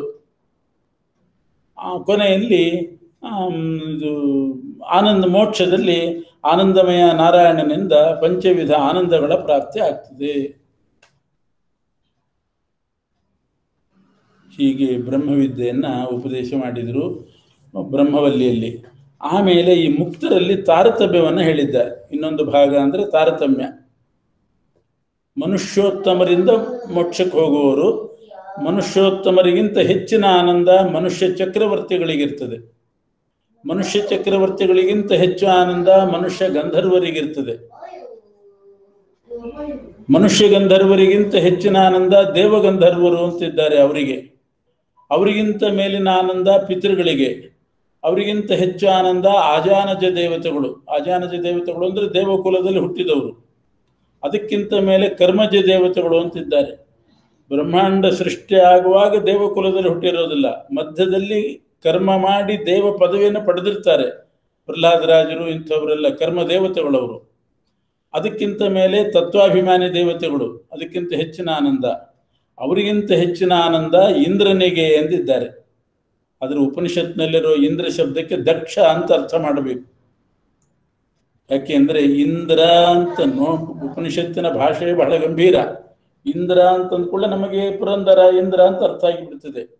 ಇಂದುಂ ರಾವಯತಿ ಅಂದ್ರೆ ಚಂದ್ರನ ಕಲೆಗಳನ್ನ ಕಡಿಮೆ ಮಾಡಿಸಿದಂಥವನು ದಕ್ಷ ಪ್ರಜಾಪತಿ. ಈಗ ಚಂದ್ರನಿಗೆ ಕಲೆ ಕಡಿಮೆ ಆಗ್ತಾ ಬರ್ತದೆ, ಅಮಾವಾಸ್ಯೆ ಹೊತ್ತಿಗೆ ಮತ್ತೆ ಅಭಿವೃದ್ಧಿ ಆಗ್ತದೆ. ಇದನ್ನೆಲ್ಲ ದಕ್ಷ ಅವನಿಗೆ ಶಿಕ್ಷಾರೂಪವಾಗಿ ಮಾಡಿದ್ದು. ದಕ್ಷನ 27 ಮಕ್ಕಳನ್ನ ಇವನು ಮದುವೆ ಮಾಡಿಕೊಂಡ. ದಕ್ಷ ಇವನು ಚಂದ್ರ ಮದುವೆ ಮಾಡಿಕೊಂಡ ದಕ್ಷನ 27 ಮಕ್ಕಳಲ್ಲಿ. ಅದರಲ್ಲಿ ರೋಹಿಣಿಯಲ್ಲಿ ವಿಶೇಷ ಆಸಕ್ತಿ ತೋರಿಸಿದ. ಅದಕ್ಕೆ ದಕ್ಷ ಶಾಪ ಕೊಟ್ಟ, ನಿನ್ನ ಕಲೆಗಳು ಕುಂದಲಿ ಅಂತ. ಅದಕ್ಕೆ ಚಂದ್ರ ಕಲೆಗಳನ್ನ ಹ್ರಾಸ ಮಾಡಿಕೊಳ್ತಾನೆ. ಹೀಗೆ ಇಂದುವಿನ ಕಲೆಗಳಿಗೆ ಹ್ರಾಸ ಉಂಟು ಮಾಡಿದವನು ಅಂತ ಇಂದ್ರ ಶಬ್ದಕ್ಕೆ ಅರ್ಥ. ಅದರಿಂದ ತತ್ವಾಭಿಮಾನಿ ದೇವತೆಗಳಿಗಿಂತ ಹೆಚ್ಚಿಗೆ ಇಂದ್ರ ಅಂದ್ರೆ ದಕ್ಷ ಅಂತ ಅರ್ಥ ಮಾಡಬೇಕು. ದಕ್ಷನಿಗಿಂತ ಮೇಲಿನ ಆನಂದ ಬೃಹಸ್ಪತಿ ಅಂತಂದಿದ್ದಾರೆ. ಇಲ್ಲಿ ಬೃಹಸ್ಪತಿ ಅಂದ್ರೆ ಇಂದ್ರ, ಯಾಕೆಂದ್ರೆ ಸ್ವರ್ಗಲೋಕಕ್ಕೆ ಅಧಿಪತಿ ಆದ್ರಿಂದ ಬೃಹಸ್ಪತಿ ಅಂದ್ರೆ ಇಂದ್ರ. ಅವನಿಗಿಂತ ಮೇಲೆ ಪ್ರಜಾಪತಿ ಎಂದಿದ್ದಾರೆ. ಪ್ರಜಾಪತಿ ಅಂದ್ರೆ ರುದ್ರ ಅಂತ ಅರ್ಥ. ಪ್ರಜನನ, ಈ ಮಕ್ಕಳು ಹುಟ್ಟಬೇಕಾದ್ರೆ ರುದ್ರದೇವರ ಅನುಗ್ರಹ ಬೇಕು. ಪ್ರಜನನಕ್ಕೆ ಅವರೇ ಅಧಿಪತಿಗಳು ಸಂತಾನಕ್ಕೆ. ಅದರಿಂದ ರುದ್ರದೇವರಿಂದಲೇ ಸಂತಾನ ಆಗೋದು. ಪ್ರಜಾಪತಿ ಅಂದ್ರೆ ರುದ್ರದೇವರು. ಅವರಿಗಿಂತ ಹೆಚ್ಚಿನ ಆನಂದ ಬ್ರಹ್ಮನಿಗೆ. ಹೀಗೆ ಮೋಕ್ಷದ ಆನಂದ ತಾರತಮ್ಯವನ್ನು ಕೂಡ ಹೇಳಿದ್ದಾರೆ. ಆಮೇಲೆ ಮೋಕ್ಷಕ್ಕೆ ಹೋದವರಲ್ಲಿ ಜ್ಞಾನಿಗಳು ಅಜ್ಞಾನಿಗಳು ಹೋಗ್ತಾರೋ ಅಂದ್ರೆ ಇಲ್ಲ, ಅಜ್ಞಾನಿಗಳು ಹೋಗೋದಿಲ್ಲ, ಜ್ಞಾನಿಗಳೇ ಹೋಗೋದು. ಅವರಲ್ಲಿ ಎಲ್ರಿಗೂ ಒಂದೇ ರೀತಿಯ ಆನಂದವೋ ಅಂದ್ರೆ ಇಲ್ಲ. ಚತುರ್ಮುಖ ಬ್ರಹ್ಮದೇವರಿಗೆ ವಿಶೇಷ ಆನಂದ, ಉಳಿದವರಿಗೆಲ್ಲ ತಾರತಮ್ಯ ಪ್ರಕಾರ ಅಂತ ಈ ತಾರತಮ್ಯ ಹೇಳಿದ್ದು. ಇದು ಬ್ರಹ್ಮವಿದ್ಯೆ. ಇದಾದ ಮೇಲೆ ಇದಕ್ಕೆ ಸಂವಾದ ರೂಪವಾಗಿ, ಸಮಾಖ್ಯ ರೂಪವಾಗಿ ಭೃಗುವಲ್ಲಿ ಅಂತ ಬಂದಿದೆ. ಅಂದರೆ ಭೃಗು ಋಷಿಗಳು ತಮ್ಮ ತಂದೆಯಾಗಿರ್ತಕ್ಕಂಥ ವರುಣದೇವರಿಂದ ಉಪದೇಶ ಪಡಿತಾರೆ. ಭೃಗುರ್ವೈವಾರುಣಿ ವರುಣಂ ಪಿತರಮುಪಸಸಾರ ಅಧೀಹಿ ಭಗವೋ ಬ್ರಹ್ಮೀತಿ. ವರುಣನ ಮಕ್ಕಳು ಭೃಗು ಋಷಿಗಳು ವರುಣದೇವರ ಹತ್ರ ಹೋಗಿ ನನಗೆ ಬ್ರಹ್ಮೋಪದೇಶ ಮಾಡ್ರಿ ಅಂತ ಕೇಳ್ತಾರೆ. ಆಗ ಭೃಗು ಋಷಿಗಳು, ಇದು ವರುಣದೇವರು ಭೃಗು ಋಷಿಗಳಿಗೆ 8 ಭಗವದ್ ರೂಪಗಳ ಉಪದೇಶ ಮಾಡಿದ್ದಾರೆ. ಈಗ ಭೃಗುವಲ್ಲಿಯಲ್ಲಿ ಬಂದದ್ದು 5 ರೂಪ: ಅನ್ನಮಯ, ಪ್ರಾಣಮಯ, ಮನೋಮಯ, ವಿಜ್ಞಾನಮಯ, ಆನಂದಮಯ. ಆದರೆ ವರುಣದೇವರು ಭೃಗು ಋಷಿಗಳಿಗೆ 8 ಭಗವದ್ ರೂಪ ಉಪದೇಶ ಮಾಡ್ತಾರೆ. ಅನ್ನ, ಪ್ರಾಣ, ಅನ್ನಂ ಪ್ರಾಣನ್ ಪ್ರಾಣಶ್ಚಕ್ಷುಶ್ರೋತ್ರಂ ಮನೋ ವಾಚಮಿತಿ ಅಂತ. ಅನ್ನ, ಪ್ರಾಣ, ಚಕ್ಷುಸ್ಸು, ಶ್ರೋತ್ರ, ಮನಸ್ಸು, ವಿಜ್ಞಾನ, ಆನಂದ, ವಾಕ್ 8 ಆಯ್ತು. ಅನ್ನ, ಪ್ರಾಣ, ಚಕ್ಷುಸ್ಸು, ಶ್ರೋತ್ರ, ಮನಸ್ಸು, ವಿಜ್ಞಾನ, ಆನಂದ, ವಾಕ್. ಹೀಗೆ 8 ರೂಪಗಳನ್ನು ಉಪದೇಶ ಮಾಡ್ತಾರೆ ವರುಣದೇವರು ಅಂತುಂಟು. ಇಲ್ಲಿರೋದು ಅನ್ನಮಯ ಪ್ರಾಣಮಯ ಅಂತಿದೆ, ಅಲ್ಲಿ ಅನ್ನ ಪ್ರಾಣ ಅಂತಿದೆ. ಎರಡು ಒಂದೇ. ಅನ್ನ ಅಂದ್ರೆ ಅನ್ನಮಯ ಅಂತಲೇ ಅರ್ಥ, ಪ್ರಾಣ ಅಂದ್ರೆ ಪ್ರಾಣಮಯ ಅಂತಲೇ ಅರ್ಥ. ಇಲ್ಲಿ ಭೃಗು ಋಷಿಗಳಿಗೆ 8 ರೂಪವನ್ನು ಉಪದೇಶ ಮಾಡಿದ್ರಿಂದ ಆ ಬ್ರಹ್ಮವಲ್ಲಿಯಲ್ಲಿಯೂ ಕೂಡ 3 ಸೇರಿಸ್ಕೋಬೇಕು. ಇಲ್ಲಿದ್ದ 3 ಅಲ್ಲಿ ಸೇರಿಸ್ಕೋಬೇಕು. ಯಾವುದು? ಚಕ್ಷುರ್ಮಯ, ಅಲ್ಲಿ ಅನ್ನಮಯ, ಪ್ರಾಣಮಯ, ಮನೋಮಯ, ವಿಜ್ಞಾನಮಯ, ಆನಂದಮಯ ಬಂದಿದೆ. ಚಕ್ಷುರ್ಮಯ, ಶ್ರೋತ್ರಮಯ, ವಾಂಗ್ಮಯ ಅಂತ 3 ಸೇರಿಸ್ಕೊಂಡು 8 ಮಾಡಬೇಕು. ವಾಧೂಲ ಶಾಖೆಯಲ್ಲಿ ಆ ರೀತಿ 8 ಹೇಳಿದ್ದಾರೆ. ಹಾಗಾಗಿ 8 ರೂಪಗಳ ಉಪದೇಶವನ್ನು ವರುಣದೇವರು ಭೃಗು ಋಷಿಗಳಿಗೆ ಮಾಡಿದರು ಅಂತ ಅರ್ಥ. ಚಕ್ಷುರ್ಮಯ ಅಂತಂದರೆ ಕಣ್ಣಿನಲ್ಲಿರ್ತಕ್ಕಂಥ ರೂಪ, ವಾಂಗ್ಮಯ ಅಂದರೆ ವಾಕಿನಲ್ಲಿ, ಶ್ರೋತ್ರಮಯ ಅಂದರೆ ಶ್ರೋತ್ರಕ್ಕೆ ನಿಯಾಮಕವಾದ ರೂಪ. 8 ರೂಪಗಳ ಉಪದೇಶವನ್ನು ಪಡೆದು ಭೃಗು ಋಷಿಗಳು ಅದನ್ನು ಮನನ ಮಾಡಿದರು. ಒಂದೊಂದೇ ರೂಪದ ಸಾಕ್ಷಾತ್ಕಾರ ಮಾಡಿಕೊಂಡ್ರು. ಪುನರೇವ ವರುಣಂ ಪಿತರಮುಪಸಸಾರ ಅಂತ ಬರ್ತದೆ. ಮೊದಲು ಒಂದು ರೂಪ ಮನನ ಮಾಡಿ ಸಾಕ್ಷಾತ್ಕಾರ ಮಾಡಿಕೊಂಡ್ರು, ಮತ್ತೆ ಬಂದರು ಪುನರೇವ ವರುಣಂ ಪಿತರಮುಪಸಸಾರ ಅಂತ ಇನ್ನೊಂದು ರೂಪದ ಉಪದೇಶ ಮಾಡು ಅಂತ. ಅದನ್ನು ಮಾಡಿದ ವರುಣ. ಮತ್ತೆ ಭೃಗು ಋಷಿಗಳು ಮನನ ಮಾಡಿ ಅದನ್ನು ಸಾಕ್ಷಾತ್ಕಾರ ಮಾಡಿಕೊಂಡ್ರು, ಮತ್ತೆ ಬಂದರು ಭೃಗು ಋಷಿಗಳು, ಮತ್ತೆ ಉಪದೇಶ ಆಯಿತು. ಹೀಗೆ ಆ ಉಪನಿಷತ್ನಲ್ಲಿ ಇದೇ ವಿಚಾರ. ಆದರೆ ಪುನರೇವ ವರುಣಂ ಪಿತರಮುಪಸಸಾರ ಅಂತ ಮತ್ತೆ ಮತ್ತೆ ಬಂದು 8 ರೂಪದ ಸಾಕ್ಷಾತ್ಕಾರ ಮಾಡಿಕೊಂಡ್ರು ಭೃಗು ಋಷಿಗಳು. ಹೀಗೆ ಅದಕ್ಕೆ ಸಮಾಖ್ಯಾ ರೂಪವಾಗಿ ಹೇಳಿದ್ದಾರೆ. ಇದನ್ನು ಈ ಉಪಾಸನೆ ಮಾಡಿದವರು ಬ್ರಹ್ಮದೇವರು ಕೊನೆಗೆ ಅವರು ಅನ್ನಮಯ ಆಮೇಲೆ ಪ್ರಾಣಮಯ ಆ ರೂಪದ ಬಳಿ ಹೋಗಿ ಕೊನೆಗೆ ಆನಂದಮಯ ನಾರಾಯಣನಲ್ಲಿ ಸೇರ್ತಾರೆ. ಅನ್ನಮಯಂ ಉಪಸಂಕ್ರಮ್ಯ ಅಂತ ಬರ್ತದೆ. ಒಂದೊಂದೇ ರೂಪವನ್ನು ಪಡೆದು ಕೊನೆಗೆ ಪರಮಾತ್ಮನ ಬಳಿ ಸೇರೋದು. ಹೀಗೆ ಅದಕ್ಕೆ ಭಾರ್ಗವಿ ವಾರುಣಿ ವಿದ್ಯಾ ಅಂತ ಕರೀತಾರೆ. ಅಲ್ಲೆಲ್ಲ ಅನ್ನಂ ಬಹುಕುರ್ವೀತ ಅಂತ ಬರ್ತದೆ. ಅನ್ನಂ ನ ನಿಂದ್ಯಾತ್ ಅಂತ ಕೆಲವು ವ್ರತ ಹೇಳ್ತಾರೆ. ಇಲ್ಲಿ ಅನ್ನವನ್ನು ನಿಂದೆ ಮಾಡಬಾರ್ದು, ಜಾಸ್ತಿ ಅನ್ನ ಮಾಡಬೇಕು, ಅಕಸ್ಮಾತ್ ಅತಿಥಿಗಳು ಜಾಸ್ತಿ ಬಂದರೆ ಹೀಗೆಲ್ಲ ಅರ್ಥ ಮಾಡಿದ್ದಾರೆ. ಅದಲ್ಲ. ಅನ್ನಂ ಬಹುಕುರ್ವೀತ ಅಂತಂದರೆ ಆ ಪರಮಾತ್ಮ ಅನ್ನಮಯ ನಾಮಕ ಭಗವಂತ ಬಹುರೂಪಿಯಾಗಿದ್ದಾನೆ ಅಂತ ತಿಳ್ಕೊಳ್ಬೇಕು. ಅನ್ನಂ ನ ಪರಿಚಕ್ಷೀತ ಅಂದರೆ ಅನ್ನನಾಮಕನಾದ ಅನ್ನಮಯನಾದ ಪರಮಾತ್ಮನನ್ನು ಅಯೋಗ್ಯರಿಗೆ ಉಪದೇಶ ಮಾಡಬಾರ್ದು, ಹೀಗರ್ಥ. ಎಲ್ಲ ಭೌತಿಕವಾಗಿ ಇಟ್ಕೋಬಾರ್ದು, ಪರಮಾತ್ಮ ಪರವಾಗಿ ಅರ್ಥ ಮಾಡಬೇಕು. ಇನ್ನು ಕೆಲವು ಉಪಾಸನೆ ಹೇಳಿದ್ದಾರೆ. ನಮಗೆ ಅಪ್ರಾಪ್ತ ವಸ್ತುಗಳ ಲಾಭ ಆಗಬೇಕು, ಯಾವುದು ಇಲ್ಲ ನಮ್ಮ ಹತ್ರ ಅದು ಬರಬೇಕು. ನಿಷಿದ್ಧವಾದ್ದಲ್ಲ, ಅನಿಷಿದ್ಧವಾದದ್ದು. ಬಂದ ಪದಾರ್ಥ ನಮ್ಮಲ್ಲಿ ಉಳಿಬೇಕು, ಶತ್ರುಗಳು ನಾಶ ಆಗಬೇಕು. ಇಂಥ ಅನೇಕ ಫಲಗಳಿಗೋಸ್ಕರವಾಗಿ ಕೆಲವು ಉಪಾಸನೆ ಹೇಳಿದ್ದಾರೆ. ಕ್ಷೇಮ ಇತಿ ವಾಚಿ, ವಾಕಿನಲ್ಲಿ ಕ್ಷೇಮನಾಮಕನಾದ ಪರಮಾತ್ಮ ಇದ್ದಾನೆ ಅಂತ ಉಪಾಸನೆ ಮಾಡಬೇಕು. ಯೋಗಕ್ಷೇಮ ಇತಿ ಪ್ರಾಣಾಪಾನಯೋ, ಪ್ರಾಣಾಪಾನರಲ್ಲಿ ಯೋಗಕ್ಷೇಮ ನಾಮಕನಾಗಿದ್ದಾನೆ. ಅಂದರೆ ವಾಗೀಂದ್ರಿಯದಲ್ಲಿದ್ದ ಪರಮಾತ್ಮ ಕ್ಷೇಮಕರನಾಗಿದ್ದಾನೆ. ನಮ್ಮ ವಾಗೀಂದ್ರಿಯ ಹೆಚ್ಚು ಕಡಿಮೆ ಮಾತಾಡಿಬಿಟ್ರೆ ತೊಂದರೆ ಆಗ್ತದೆ. ಆದ್ದರಿಂದ ಕ್ಷೇಮನಾಮಕ ಪರಮಾತ್ಮ ಇದ್ದು ನಮಗೆ ಕ್ಷೇಮವಾಗುವ ರೀತಿಯಲ್ಲಿ ಮಾತಾಡಿಸೋನವನು. ಪ್ರಾಣಾಪಾನಗಳಲ್ಲಿ ಭಗವಂತ ಇದ್ದಾನೆ, ಯೋಗಕ್ಷೇಮ ನಾಮಕನಾಗಿದ್ದಾನೆ. ಅಭೀಷ್ಟಪ್ರದನಾಗಿ, ಯೋಗ ಅಂದರೆ ಅಭೀಷ್ಟಪ್ರದ, ಕ್ಷೇಮಕಾರಕನಾಗಿದ್ದಾನೆ.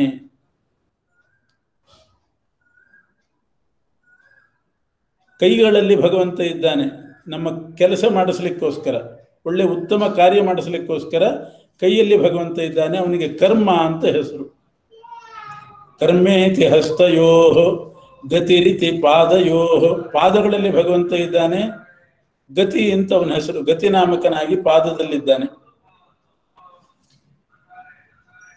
ವಿಮುಕ್ತಿರಿತಿ ಪಾಯವು, ಪಾಯು ಇಂದ್ರಿಯದಲ್ಲಿ ಅಂದರೆ ಮಲವಿಸರ್ಜನೆ ಇಂದ್ರಿಯದಲ್ಲಿ ವಿಮುಕ್ತಿ ನಾಮಕನಾಗಿದ್ದಾನೆ. ಇದೆಲ್ಲ ಎಲ್ಲ ಇಂದ್ರಿಯಗಳಲ್ಲಿದ್ದು ಅವನೇ ಮಾಡಿಸೋದು ಅಂತ ಅರ್ಥ. ಇತಿ ಮಾನುಷೀ ಸಮಾಜ್ಞಾ, ಇದು ಮನುಷ್ಯ ದೇಹಕ್ಕೆ ಸಂಬಂಧಪಟ್ಟಂಥ ಉಪಾಸನೆ. ನಮ್ಮ ದೇಹದಲ್ಲಿ ವಾಕಿನಲ್ಲಿ ಕ್ಷೇಮ, ಕೈಯಲ್ಲಿ ಕರ್ಮ, ಪಾದದಲ್ಲಿ ಗತಿ ನಾಮಕ, ಮಲವಿಸರ್ಜನೇಂದ್ರಿಯದಲ್ಲಿ ವಿಮುಕ್ತಿ ನಾಮಕನಾಗಿದ್ದಾನೆ. ಹೀಗೆ ಇನ್ನೊಂದು ರೀತಿ ಉಪಾಸನೆ ಮಾಡ್ಬೋದು. ಮಳೆ ಬರಬೇಕು ಅಂತಾದರೆ ಅಥ ದೈವಿ ತೃಪ್ತಿರಿತಿ ವೃಷ್ಟವು, ಮಳೆಯಲ್ಲಿ ತೃಪ್ತಿ ನಾಮಕನಾಗಿ ಪರಮಾತ್ಮ ಇದ್ದಾನೆ. ಮಳೆ ಬಂದರೆ ತೃಪ್ತಿ ಆಗ್ತದೆ, ನೀರು ಸಿಗ್ತದೆ, ನೀರಿನಿಂದ ತೃಪ್ತಿ, ಬೆಳೆ ಬೆಳೀತದೆ, ತೃಪ್ತಿ ನಾಮಕನಾಗಿ ಮಳೆಯಲ್ಲಿದ್ದಾನೆ. ಬಲಮಿತಿ ವಿದ್ಯುತಿ, ಮಿಂಚಿನಲ್ಲಿ ಬಲನಾಮಕನಾಗಿದ್ದಾನೆ. ಬಲಪ್ರದನಾಗಿ ಬಲನಾಮಕನಾಗಿ ಮಿಂಚಿನಲ್ಲಿ ಇರ್ತಾನೆ. ಪಶುಗಳ ಸಮುದಾಯದಲ್ಲಿ ಅದಕ್ಕೆ ಅಭಿಮಾನಿಯಾದ ದಕ್ಷನಲ್ಲಿ ಯಶಸ್ಸು ನಾಮಕನಾಗಿದ್ದಾನೆ ಪರಮಾತ್ಮ. ಯಶ ಇತಿ ಪಶುಷು ಜ್ಯೋತಿರಿತಿ ನಕ್ಷತ್ರೇಶು, ನಕ್ಷತ್ರಗಳಲ್ಲಿ ಜ್ಯೋತಿರ್ನಾಮಕನಾಗಿದ್ದಾನೆ, ಜ್ಯೋತಿ ಅಂತ ಹೆಸರು. ರುದ್ರದೇವರಲ್ಲಿ ಪ್ರಜಾಪತಿ ನಾಮಕನಾಗಿದ್ದಾನೆ, ಪ್ರಜಾತಿ ನಾಮಕನಾಗಿದ್ದಾನೆ.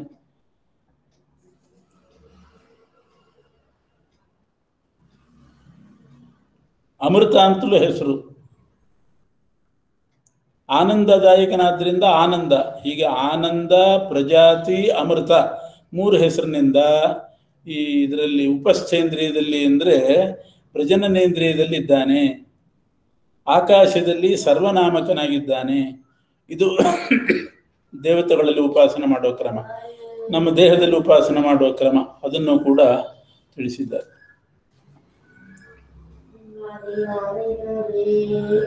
ಹೀಗೆ ಈ ಎರಡು ವಲ್ಲಿಗಳಲ್ಲಿ ಒಂದು ಬ್ರಹ್ಮವಲ್ಲಿಯಲ್ಲಿ ಬ್ರಹ್ಮವಿದ್ಯೆ, ಅದಕ್ಕೆ ಸಮಾಖ್ಯಾ ರೂಪವಾಗಿ ಅದರ ಸಾಕ್ಷಾತ್ಕಾರ ಪಡೆದು ಫಲ ಪಡೆದಿದ್ದಾರೆ ಅಂತನ್ನೋದಕ್ಕೆ ಭೃಗುವಲ್ಲಿಯ ಸಮಾಖ್ಯೆಯನ್ನು ಕೂಡ ಕೊಟ್ಟಿದ್ದಾರೆ. ಇದನ್ನ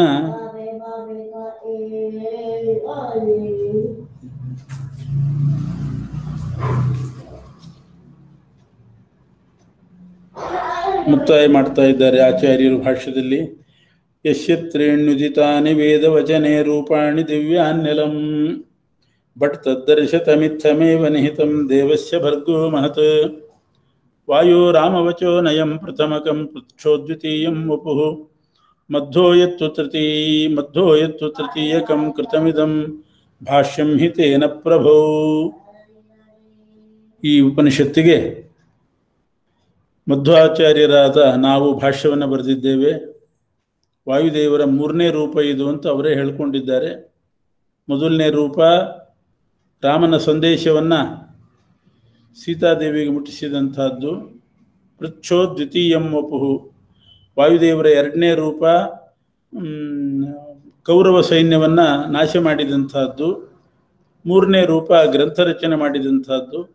ಈ ಉಪನಿಷತ್ ಭಾಷ್ಯವನ್ನು ಆ ಪ್ರಭುವಾದ ಭಗವಂತನಲ್ಲಿ ಸಮರ್ಪಣೆ ಮಾಡ್ತಾ ಇದ್ದೇವೆ ಅಂತ ಸಮರ್ಪಣೆ ಮಾಡಿದ್ದಾರೆ. ಶ್ರೀಕೃಷ್ಣ ಅರ್ಪಣಮಸ್ತು. ಇಷ್ಟು ದಿವಸ ಅಂದರೆ ಅನೇಕ ಭಾನುವಾರಗಳಿಂದ 10 ಉಪನಿಷತ್ತಿನ ಸಾರ ಸಂಗ್ರಹವನ್ನು ಯಥಾಮತಿ ಯಥಾಶಕ್ತಿ ಅನುವಾದ ಮಾಡ್ತಾ ಬಂದಿದ್ದೇವೆ. ಅದರಲ್ಲಿ 3 ಉಪನಿಷತ್ತುಗಳು ಐತರೇಯ, ಛಾಂದೋಗ್ಯ, ಬೃಹದಾರಣ್ಯಕ ಸ್ವಲ್ಪ ಹೆಚ್ಚಿನ ದಿವಸಗಳು ಅದಕ್ಕೆ ಬೇಕಾಯಿತು.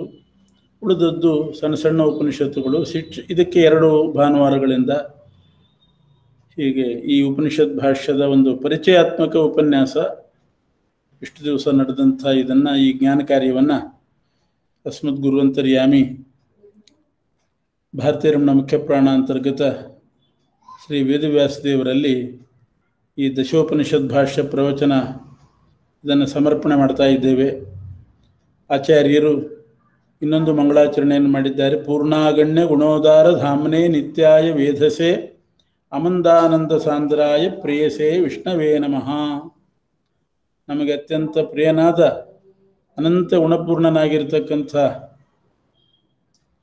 ಸರ್ವೋತ್ತಮನಾದ ಸರ್ವಜ್ಞನಾದ ಆನಂದ ಸಾಂದ್ರನಾದ ಶ್ರೀ ವಿಷ್ಣುವಿಗೆ ನಮೋ ನಮಃ ಅಂತ ನಮಸ್ಕಾರ ಮಾಡಿದ್ದಾರೆ. ಅದನ್ನೇ ನಾವು ಕೂಡ ಹೇಳಿ ಮುಕ್ತಾಯ ಮಾಡ್ತಾ, ಈ ಕಾರ್ಯಕ್ರಮವನ್ನು ಏರ್ಪಾಡು ಮಾಡಿದಂಥವರು ಬಾಲಚಂದ್ರ ಅವರು ಪರದೇಶದಲ್ಲಿದ್ದರೂ ಕೂಡ ಒಂದು ಸಂಘವನ್ನು ಮಾಡಿಕೊಂಡು ಅದರ ಮೂಲಕ ಅನೇಕ ಉಪಯುಕ್ತ ಕಾರ್ಯಗಳನ್ನು ಪ್ರವಚನಾದಿಗಳನ್ನು ಮಾಡಿಸ್ತಾ ಇರ್ತಾರೆ. ಮತ್ತು ಬಾಲಮುಕುಂದ ಅಂತ ಒಂದು ಸಣ್ಣ ಹುಡುಗರ ಸಂಘವನ್ನು ಕೂಡ ಮಾಡಿ ಅವರಿಗೆ ಸ್ತೋತ್ರ, ವೇದ ಮಂತ್ರಗಳು, ಉಪಯುಕ್ತವಾದ ವೇದ ಮಂತ್ರಗಳು ಇದನ್ನೆಲ್ಲ ಹೇಳಿಕೊಡ್ತಕ್ಕಂಥ ಒಂದು ಕಾರ್ಯಕ್ರಮ ತಮ್ಮ ಜೊತೆಗಾರರಿಂದ ಕೂಡಿಸ್ಕೊಂಡು ಮಾಡ್ತಾ ಇದ್ದಾರೆ. ಅವರ ಈ ಕಾರ್ಯಗಳು ಅತ್ಯಂತ ಶ್ಲಾಘನೀಯ. ಎಲ್ಲ ಆನ್ಲೈನ್ ಅದೇ ರೀತಿಯಾಗಿ ವ್ಯವಸ್ಥೆ ಮಾಡಿಕೊಂಡು ಒಂದು ಇಲ್ಲಿಂದ ಪರದೇಶಕ್ಕೆ ಅಂತ ಜೀವನಕ್ಕೆ ಹೋದವರು ಈ ಸಂಪ್ರದಾಯ, ಸತ್ಸಂಪ್ರದಾಯ, ಸಂಸ್ಕೃತಿ ಇದ್ಯಾವುದು ಬಿಡದಂತೆ ಇರಲಿ ಅನ್ನೋ ಸದುದ್ದೇಶದಿಂದ ಮತ್ತು ಅವರಿಗೆಲ್ಲ ಹರಿವಾಯು ಗುರುಗಳ ಅನುಗ್ರಹ ಆಗಲಿ ಅನ್ನೋ ಉದ್ದೇಶದಿಂದ ಈ ಕಾರ್ಯಕ್ರಮ ಮಾಡಿಕೊಂಡು ಬಂದಿದ್ದಾರೆ. ಅದರಲ್ಲಿ ಇದು ಒಂದು 10 ಉಪನಿಷತ್ತಿನ ಪರಿಚಯಾತ್ಮಕವಾದ ಒಂದು ಉಪನ್ಯಾಸದ ಕಾರ್ಯಕ್ರಮ ಏರ್ಪಡಿಸಿದ್ರು. ಅವರಿಗೆ, ಅವರ ಜೊತೆಗಾರರಿಗೆ, ಶ್ರವಣ ಮಾಡಿದವರಿಗೆಲ್ಲರಿಗೂ ಕೂಡ ಪಂಚರೂಪಿಯಾಗಿರ್ತಕ್ಕಂಥ ಪರಮಾತ್ಮ ಮೋಕ್ಷ ಅನ್ನಮಯನಿಂದ, ಅನ್ನಮಯ ಅನಿರುದ್ಧನಿಂದ ಹಿಡಿದು ಮೋಕ್ಷ ಸಾಧನ ಮಾಡಿಸ್ತಕ್ಕಂಥ, ಮೋಕ್ಷ ಆನಂದವನ್ನು ಕೊಡ್ತಕ್ಕಂಥ ನಾರಾಯಣನ ತನಕ ಆ ಪಂಚರೂಪಿಯಾದಂಥ ಪರಮಾತ್ಮ ವಿಶೇಷ ಅನುಗ್ರಹ ಮಾಡಲಿ ಅಂತ ಪ್ರಾರ್ಥನೆ ಮಾಡಿ ಮುಕ್ತಾಯ ಮಾಡ್ತಾ ಇದ್ದೇನೆ. ಕೃಷ್ಣ ಅರ್ಪಣಮಸ್ತು. ಹರಿವಾರ ಸಂತ ಗುರುದೇವ ನಮಃ. ಪರಮ ಪೂಜ್ಯ ಶ್ರೀಪಾದರು ನಮಗೆ ಇಷ್ಟು ದಿವಸ 10 ಉಪನಿಷತ್ತಿನ ಸಾರ ಅದನ್ನ ನಮಗೆ ಅನುಗ್ರಹ ಮಾಡಿ ಹೇಳಿದಂತೆ ಅನ್ನಮಯದಿಂದ ಮೋಕ್ಷ ತನಕ, ಅಂದ್ರೆ ನಿಮ್ಮ ಮೋಕ್ಷದ ಭಾಗ ಹೋಗಿ ಕರ್ಕೊಂಡು ಹೋಗ್ತಾರೆ. ಅಲ್ಲಿ ನಮಗೆ ಧರ್ಮಾನುಗ್ರಹದಿಂದ ಸ್ವಾಮಿದೇವರ ಅಂತರ್ಯಾಮಿಯಾಗಿ ಈ ಉಪನಿಷತ್ತಿನ ಪ್ರತಿಪಾದ್ಯ ಭಗವಂತ ವೇದವ್ಯಾಸ ದೇವರು ಈತರಾಗಿ ಶ್ರೀಪಾದರು ಅವರು ವಿಶೇಷ ಒಂದು ಅವರು ಬಿಸಿಯಾಗಿದ್ದಾರೆ. ಇಂಥದ್ರಲ್ಲೂ ನಮ್ಮಂತ ಮಂದಮತಿಗಳಿಗೂ ಅವ್ರು ಅನುಗ್ರಹ ಮಾಡಬೇಕು ಅಂತ ಅವ್ರು ಅನುಗ್ರಹ ಮಾಡಿ ಈ ರೀತಿಯಾಗಿ ನಮ್ಗೆ ಭಗವದ್ಗೀತೆ ಇದನ್ನ ಅನುಗ್ರಹ ಮಾಡಿದ್ರು. ಮತ್ತೆ ಈ ಬಾಲಮುಕುಂದ ಅದು ನಡೀತಾ ಇರೋದು ಅವರ ಪರಮಾನುಗ್ರಹದಿಂದಲೇ. ಇದರಿಂದ 3,000ಕ್ಕಿಂತ ಹೆಚ್ಚು ಶ್ರೀಮದ್ ಭಾಗವತ ಸಪ್ತಾಹಗಳು, ಅನೇಕ ಪ್ರೌಢ ಗ್ರಂಥಗಳು, ಅದರ ಪಾಠ ಪ್ರವಚನಗಳು, ಕಾಂಡ ಪಂಡಿತರು, ಮತ್ತೆ ಭಗವಂತನ ವೇದವ್ಯಾಸದೇವರ ಉಪಾಸನೆ ಮಾಡುವ ಮುಖ್ಯ ಪ್ರಾಣದೇವರ ಉಪಾಸನೆ ಮಾಡುವ ರಾಯರ ಪ್ರತಿರೂಪ ಶ್ರೀಪಾದರು. ಅವರಿಗೆ ಎಲ್ಲಾ ಭಕ್ತರ ಪರವಾಗಿ ಪಾದರಂಗಗಳ ಅನಂತಾಂತ ನಮಸ್ಕಾರ ಸಮರ್ಪಣೆ ಮಾತ್ರ. ಈ ಹಿಂದಿನ ವಾರ ನರಸಿಂಹದೇವರ ಜಯಂತಿ, ವೇದವ್ಯಾಸರ ಜಯಂತಿ, ಮತ್ತೆ ಈ ವ್ಯಾಸರಾಜರ ಜಯಂತಿ, ಮತ್ತೆ ಗಂಗಾ ಜಯಂತಿ, ಉಪನಿಷತ್ತಿನ ಮಂಗಳ, ಹೆಚ್ಚಿನ ನಮ್ಮ ಶ್ರೀಪಾದರ ಜನ್ಮ ನಕ್ಷತ್ರ ಅದರ ಉತ್ಸವ ಅದು ಇವತ್ತು ಭಗವಂತನ ಅನುಗ್ರಹ ನಡೀತಾ ಇದೆ. ನಿರ್ವಿಘ್ನವಾಗಿ ನಡೆದ ಈ ಜ್ಞಾನ ಕಾರ್ಯ ಭಗವಂತ ನೋಡೋಣ. ಎಲ್ಲ ಭಕ್ತಾದಿಗಳು ಅಲ್ಲಿಂದನೇ ಶ್ರೀಪಾದರಿಗೆ ನಮಸ್ಕಾರ ಮಾಡಬೇಕು ಅಂತ. ಈಗ ಶ್ರೀಪಾದರಿಗೆ ಒಂದು ಪಾದಪೂಜೆ ಮಾಡ್ತಿದ್ದೀವಿ. ಅವರ ಶ್ರೀಪಾದ ಪುತ್ರರು ಶ್ರೀ ಕೃಷ್ಣಪದ ಆಚಾರ್ಯರು ಈಗ ಶ್ರೀಪಾದರಿಗೆ ಪಾದಪೂಜೆಯನ್ನು ಮಾಡ್ತಾರೆ. ಹಂಗೆ ಇರಬೇಕಂತ ಪ್ರಾರ್ಥನೆ ಮಾಡ್ತಾ ಈ ಸಮಸ್ತವನ್ನು ಶ್ರೀಪಾದರ ಅಂತರ್ಯಾಮಿ ಶ್ರೀಮದ್ ಶ್ರೀ ಕೃಷ್ಣನಿಗೆ ಅರ್ಪಣೆ ಮಾಡೋಣ. ಅಕ್ಷಯಂ ಕರ್ಮ ಯಸ್ಮಿನ್ ಪರೇ ಅಕ್ಷರೋ ಯೋಜನ ಸರ್ವದೈವಾಮೃತ ಕೃಷಿಕಂ ಪ್ರೀಣಿಯಾಮೋ ವಾಸುದೇವಂ ದೇವತಾ ಮಂಡಲ ಖಂಡಮಂಡಲ ವಾಸುದೇವ. ಈಗ ಶ್ರೀಪಾದರಿಗೆ ಪಾದಪೂಜೆ ಆಗ್ತದೆ. ದಯವಿಟ್ಟು ಅದನ್ನು ನೋಡ್ಬೇಕು ಅಂತ ಹೇಳಿ ಮತ್ತೆ ಶ್ರೀಪಾದರ ಪಾದರ ದೇವಿಗೆ ಅಂತ ನಮಸ್ಕಾರ ಸಂಸ್ಕಾರ ಮಾಡ್ತಾ ಇದ್ದೀನಿ.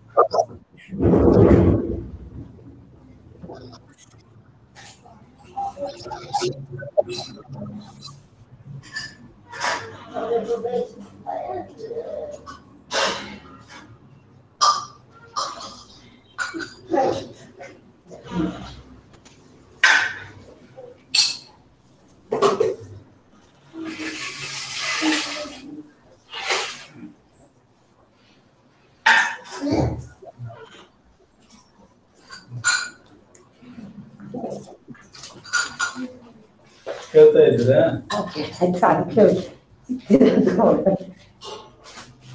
ಮತ್ತೆ ಈ ದಶೋಪನಿಷತ್ತು ಮತ್ತೆ ಎಲ್ಲ ಈ ಕಾರ್ಯಕ್ರಮಗಳನ್ನ ನಮಗೆ ಯಾವ ತೊಂದರೆ ಇಲ್ಲದೆ ಆನ್ಲೈನ್ ಏರ್ಪಾಟ್ ಮಾಡಿ ಒಂದು ಪರಮ ಸಹಾಯ ಮಾಡಿದ ಶ್ರೀಪಾದ ಪುತ್ರರಾದ ಶ್ರೀ ಕೃಷ್ಣಾಚಾರ್ಯರಿಗೆ ಮತ್ತೆ ಅವರಿವರೆಗೂ ನಮಗೆ ಧನ್ಯವಾದ ಮಾಡ್ತಾರೆ.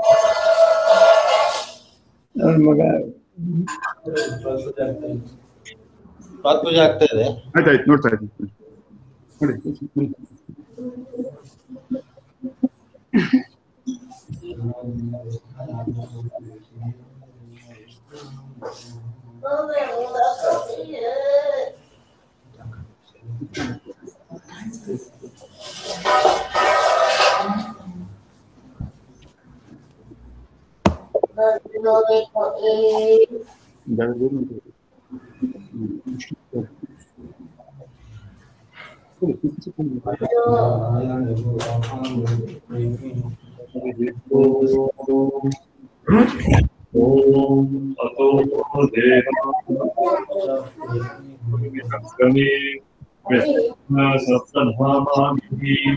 इदं विष्णुर्विचक्रमे त्रेधाराधे पदम् अनुपूर्णमस्य पां सुरे त्रीणि पदा विचक्रमे विष्णुर्गोपादाभ्यः अथो धर्माणि धारयन् विष्णो कर्माणि पश्यतो व्रतानि पस्पशे इन्द्रस्य युज्यः सखा तद्विष्णो परमं पदं सदा पश्यन्त्युभयाः दिवि वचक्षुरादातं आसो विपन्यवो जाग्रवां सस्तमिन् परमं पदं हरिः ओम्।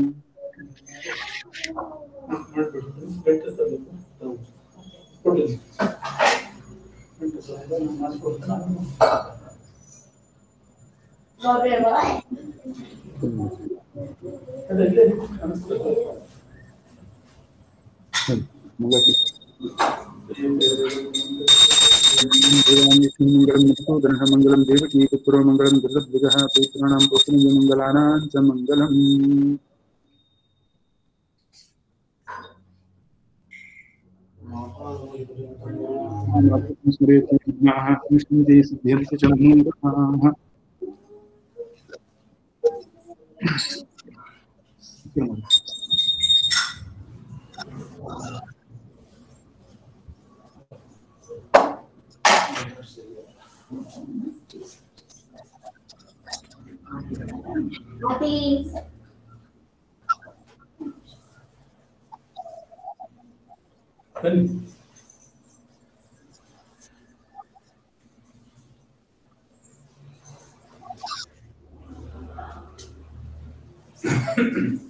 ಈ ಕಾರ್ಯಕ್ರಮವನ್ನು ಯಶಸ್ವಿ ನಡೆಸಿಕೊಟ್ಟ ನಮ್ಮ ಶ್ರೀಪಾದರ ಪುತ್ರರಾದ ಶ್ರೀ ಕೃಷ್ಣ ಪ್ರಸಾದ್ ಆಚಾರ್ಯರಿಗೂ ಎಲ್ಲ ಭಕ್ತ ಪರವಾಗಿ ಅವರಿಗೆ ನಮಸ್ಕಾರ ಸಮರ್ಪಣೆ ಮಾಡ್ತಾ ಇದ್ದೀನಿ. ಅವರು ನಮಗೆ ಯಾವ ತೊಂದರೆ ಇಲ್ಲದೆ ಪ್ರತಿ ಭಾನುವಾರ ಆನ್ಲೈನ್ ಅರೇಂಜ್ ಮಾಡಿ ಶ್ರೀಪಾದರಿಗೆ ಉಪನ್ಯಾಸ ತಿಳಿಸ್ಕೊಟ್ಟು ಅವರು ಕೊಟ್ಟ ಕೃಷ್ಣ ಪ್ರಸಾದ್ ಆಚಾರ್ಯರಿಗೆ ಮತ್ತೆ ಮಾಡ್ಕೊಂಡು ಮಂದಿರದಿಂದ ಅಲ್ಲೇ ಮಂತ್ರಾಕ್ಷತೆ ಅನುಗ್ರಹ ಮಾಡ್ಬಿಟ್ರೆ ಎಲ್ಲರ ಪರವಾಗಿ ಇವ್ರಿಗೆ ಕೊಟ್ಟಿದ್ದೀನಿ. ಆಯ್ತು ಎಲ್ಲಾ ಭಕ್ತರು ಅಲ್ಲಿಂದ ನಮ್ಮ ಶ್ರೀಪಾದ ನಮಸ್ಕಾರ ಮಾಡಬಹುದು. ಮತ್ತೆ ಈ ಕಾರ್ಯಕ್ರಮದ ಯಜ್ಞದ ಈ ಕಾರ್ಯಕ್ರಮವನ್ನು ಶ್ರೀಪಾದರ ಅಂತರ್ಯಾಮಿಯಾಗಿರೋ ಮಧ್ವರದ ಶ್ರೀ ವೇದವ್ಯಾಸ ಭಿನ್ನ ನಮ್ಮ ಕುಲಸ್ವಾಮಿ ಶ್ರೀ ಲಕ್ಷ್ಮೀ ನರಸಿಂಹದೇವರ ಪಾದಾರವನ್ನು ಸಮರ್ಪಣೆ ಮಾಡ್ತಾ ಇದ್ದೀನಿ. ಶ್ರೀ ಲಕ್ಷ್ಮೀ ನರಸಿಂಹದೇವರು ಪ್ರೇತರಾಗಿ ನಮ್ಮ ದೇಶಕ್ಕೆ ಕ್ಷೇಮವನ್ನುಂಟು ಮಾಡಲಿ, ಎಲ್ಲ ವಿಶ್ವಕ್ಕೆ ಕ್ಷೇಮವನ್ನುಂಟು ಮಾಡಲಿ ಅಂತ ಪ್ರಾರ್ಥನೆ ಮಾಡ್ತಾ ಭಗವಂತ ಈ ಕಾರ್ಯಕ್ರಮವನ್ನು ಮಧ್ವರ್ಪಣೆ ಹೇಳ್ತಾ ಇದ್ದೀನಿ. ಮತ್ತೆ ಶ್ರೀಪಾದರಿಗೆ ಭಕ್ತರ ಪರ ನಮಸ್ಕಾರ ಮಾಡ್ತಾ ಇದ್ದೀನಿ. ಎಲ್ಲ ಭಕ್ತರು ಅಲ್ಲಿ ನಮಸ್ಕಾರ ಮಾಡಬಹುದು ಗುರುಗಳಿಗೆ. ತುಂಬಾ ಧನ್ಯವಾದಗಳು ಸ್ವಾಮಿ, ಅದ್ಭುತವಾಗಿತ್ತು ಈ ಕಾರ್ಯಕ್ರಮ. ಬಾಲು ಅವರಿಗೂ ಧನ್ಯವಾದಗಳು ಹಾಗೂ ಕೃಷ್ಣ ಪ್ರಸಾದ್ ಆಚಾರ್ಯರಿಗೂ ಧನ್ಯವಾದಗಳು. ತುಂಬಾ ಚೆನ್ನಾಗಿತ್ತು ಸ್ವಾಮಿ. ಹರೇ ಶ್ರೀನಿವಾಸ. ಗುರುಗಳಿಗೆ ನಮಸ್ಕಾರ.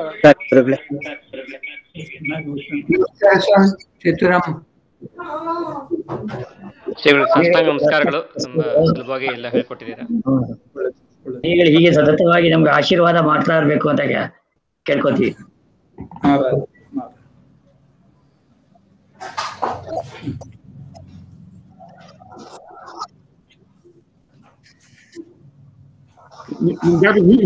ನಮಸ್ಕಾರ ಸ್ವಾಮಿ. ಈಗ ಕೇಳಿಸ್ತಾ ಇತ್ತು. ಸರಿ. ನಮಸ್ಕಾರ ನಾರಾಯಣ.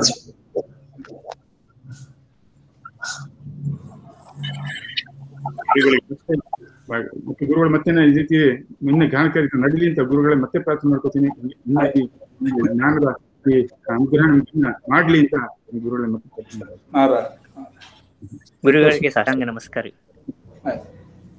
ತೆಗಿಲೆ.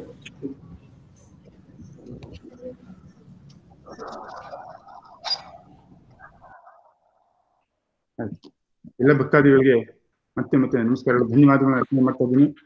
ನೀವೆಲ್ಲ ಬಂದಿದ್ದಕ್ಕೆ ಅನಂತ ಧನ್ಯವಾದಗಳು ಮತ್ತು ಅಭಿನಂದನೆಗಳು.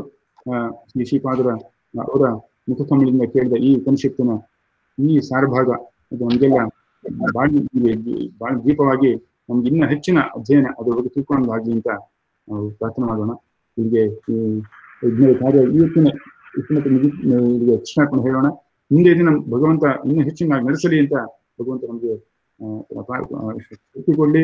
ನಮಗೆ ಈ ಶ್ರವಣ, ಅಧ್ಯಯನ, ಅಧ್ಯಾಪನ ಇದರ ಮಾಡೋಕ್ಕೆ ನಮಗೆ ಅನುಗ್ರಹ ಮಾಡಲಿ ಅಂತ ಪ್ರಾರ್ಥನೆ ಮಾಡ್ಕೊಂಡು ಈ ಕಾರ್ಯಕ್ರಮವನ್ನು ಮತ್ತೆ ಶ್ರೀ ಶ್ರೀಪಾದರ ಅಂತರ್ಯಾಮಿ ಮಧ್ವರದ ನಮ್ಮ ಕುಲಸ್ವಾಮಿ ಶ್ರೀ ಲಕ್ಷ್ಮೀ ನರಸಿಂಹದೇವರ ಪಾದರೊಂದಿಗೆ ಸಮರ್ಪಣೆ ಮಾಡ್ತಾ ಮಧ್ವರ ಶ್ರೀ ಕೃಷ್ಣಾರ್ಪಣ ನಮಸ್ತೆ ಹೇಳ್ತೀನಿ. ಮತ್ತೆ ಎಲ್ಲ ಭಕ್ತರಿಗೆ ಮತ್ತೆ ನಮಸ್ಕಾರ ಮಾಡ್ತಾ ಇದ್ದೀನಿ. ಕೃಷ್ಣಾರ್ಪಣ. ಧನ್ಯವಾದಗಳು ಬಾಲು, ತುಂಬಾ ಚೆನ್ನಾಗಿತ್ತು. ಇವಾಗ ನೆಕ್ಸ್ಟ್ ವಾರದಿಂದ ಏನ್ ಮಾಡ್ಬೇಕು ಅಂಬೋದು ನೋಡ್ಬೇಕು. Thanks a lot. Yeah, it was very nice programme. ಮುಂದಿನ ವಾರದಿಂದ ದೇವರ ಅನುಗ್ರಹ ಎಲ್ರಿಗೂ ಇರಲಿ. ಅವರು ಫ್ರೀ ಆಗಿದ್ರೆ ಇದನ್ನೆಲ್ಲ ಶ್ಯೂರ್ ತಪ್ಪದೆ. Thank you. ಧನ್ಯವಾದ. ಧನ್ಯವಾದಗಳು, ತುಂಬಾ ಚೆನ್ನಾಗಿತ್ತು. Very nice. Thanks a lot.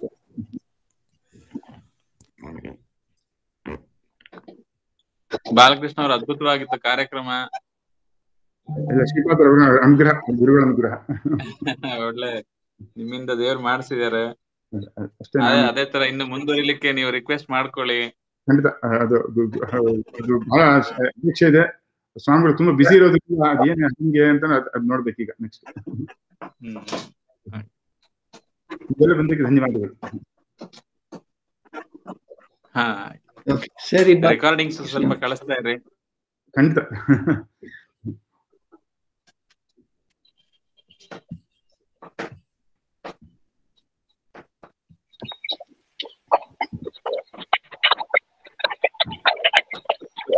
Thank you Balu. ನಮಸ್ಕಾರ. Thank you. Thank you. Balu, ತುಂಬಾ ಚೆನ್ನಾಗಿ ಬಂತಪ್ಪ. ಆನಂದ ಆಯ್ತು, ಸಾರ್ಥಕವಾಯ್ತು ನಮಗೆ ಜೀವನ. ಮುಂದೆ ಇದೆ ಗುರು ಮುಂದೆ ಇದ್ರೆ ಚೆನ್ನಾಗಿರುತ್ತೆ. ಇರುತ್ತೆ. ಭಗವಂತನ ಕೃಪೆ ಅಷ್ಟೇ. ಹೌದು. ಎಲ್ಲ ಉಪನಿಷತ್ತು ಎಲ್ಲ ರೆಕಾರ್ಡಿಂಗ್ಸ್ ಎಲ್ಲ ದಯವಿಟ್ಟು ನೀವು ಯಾವ ಬೇಕಾದ್ರೆ ಅದಕ್ಕೆ ಕೇಳ್ಬೋದು. Okay Balu, thank you. ನಮಸ್ಕಾರ. Very good. ಬರ್ತಾ ಇರ್ರಿ ಹೀಗೆ. ಖಂಡಿತ.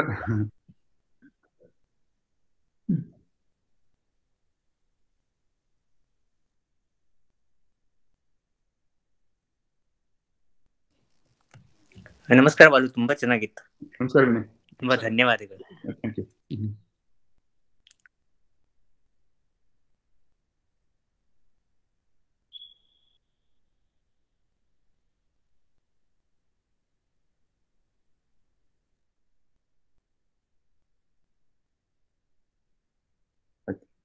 ಶ್ರೀ ಕೃಷ್ಣ ನಮಸ್ತೆ.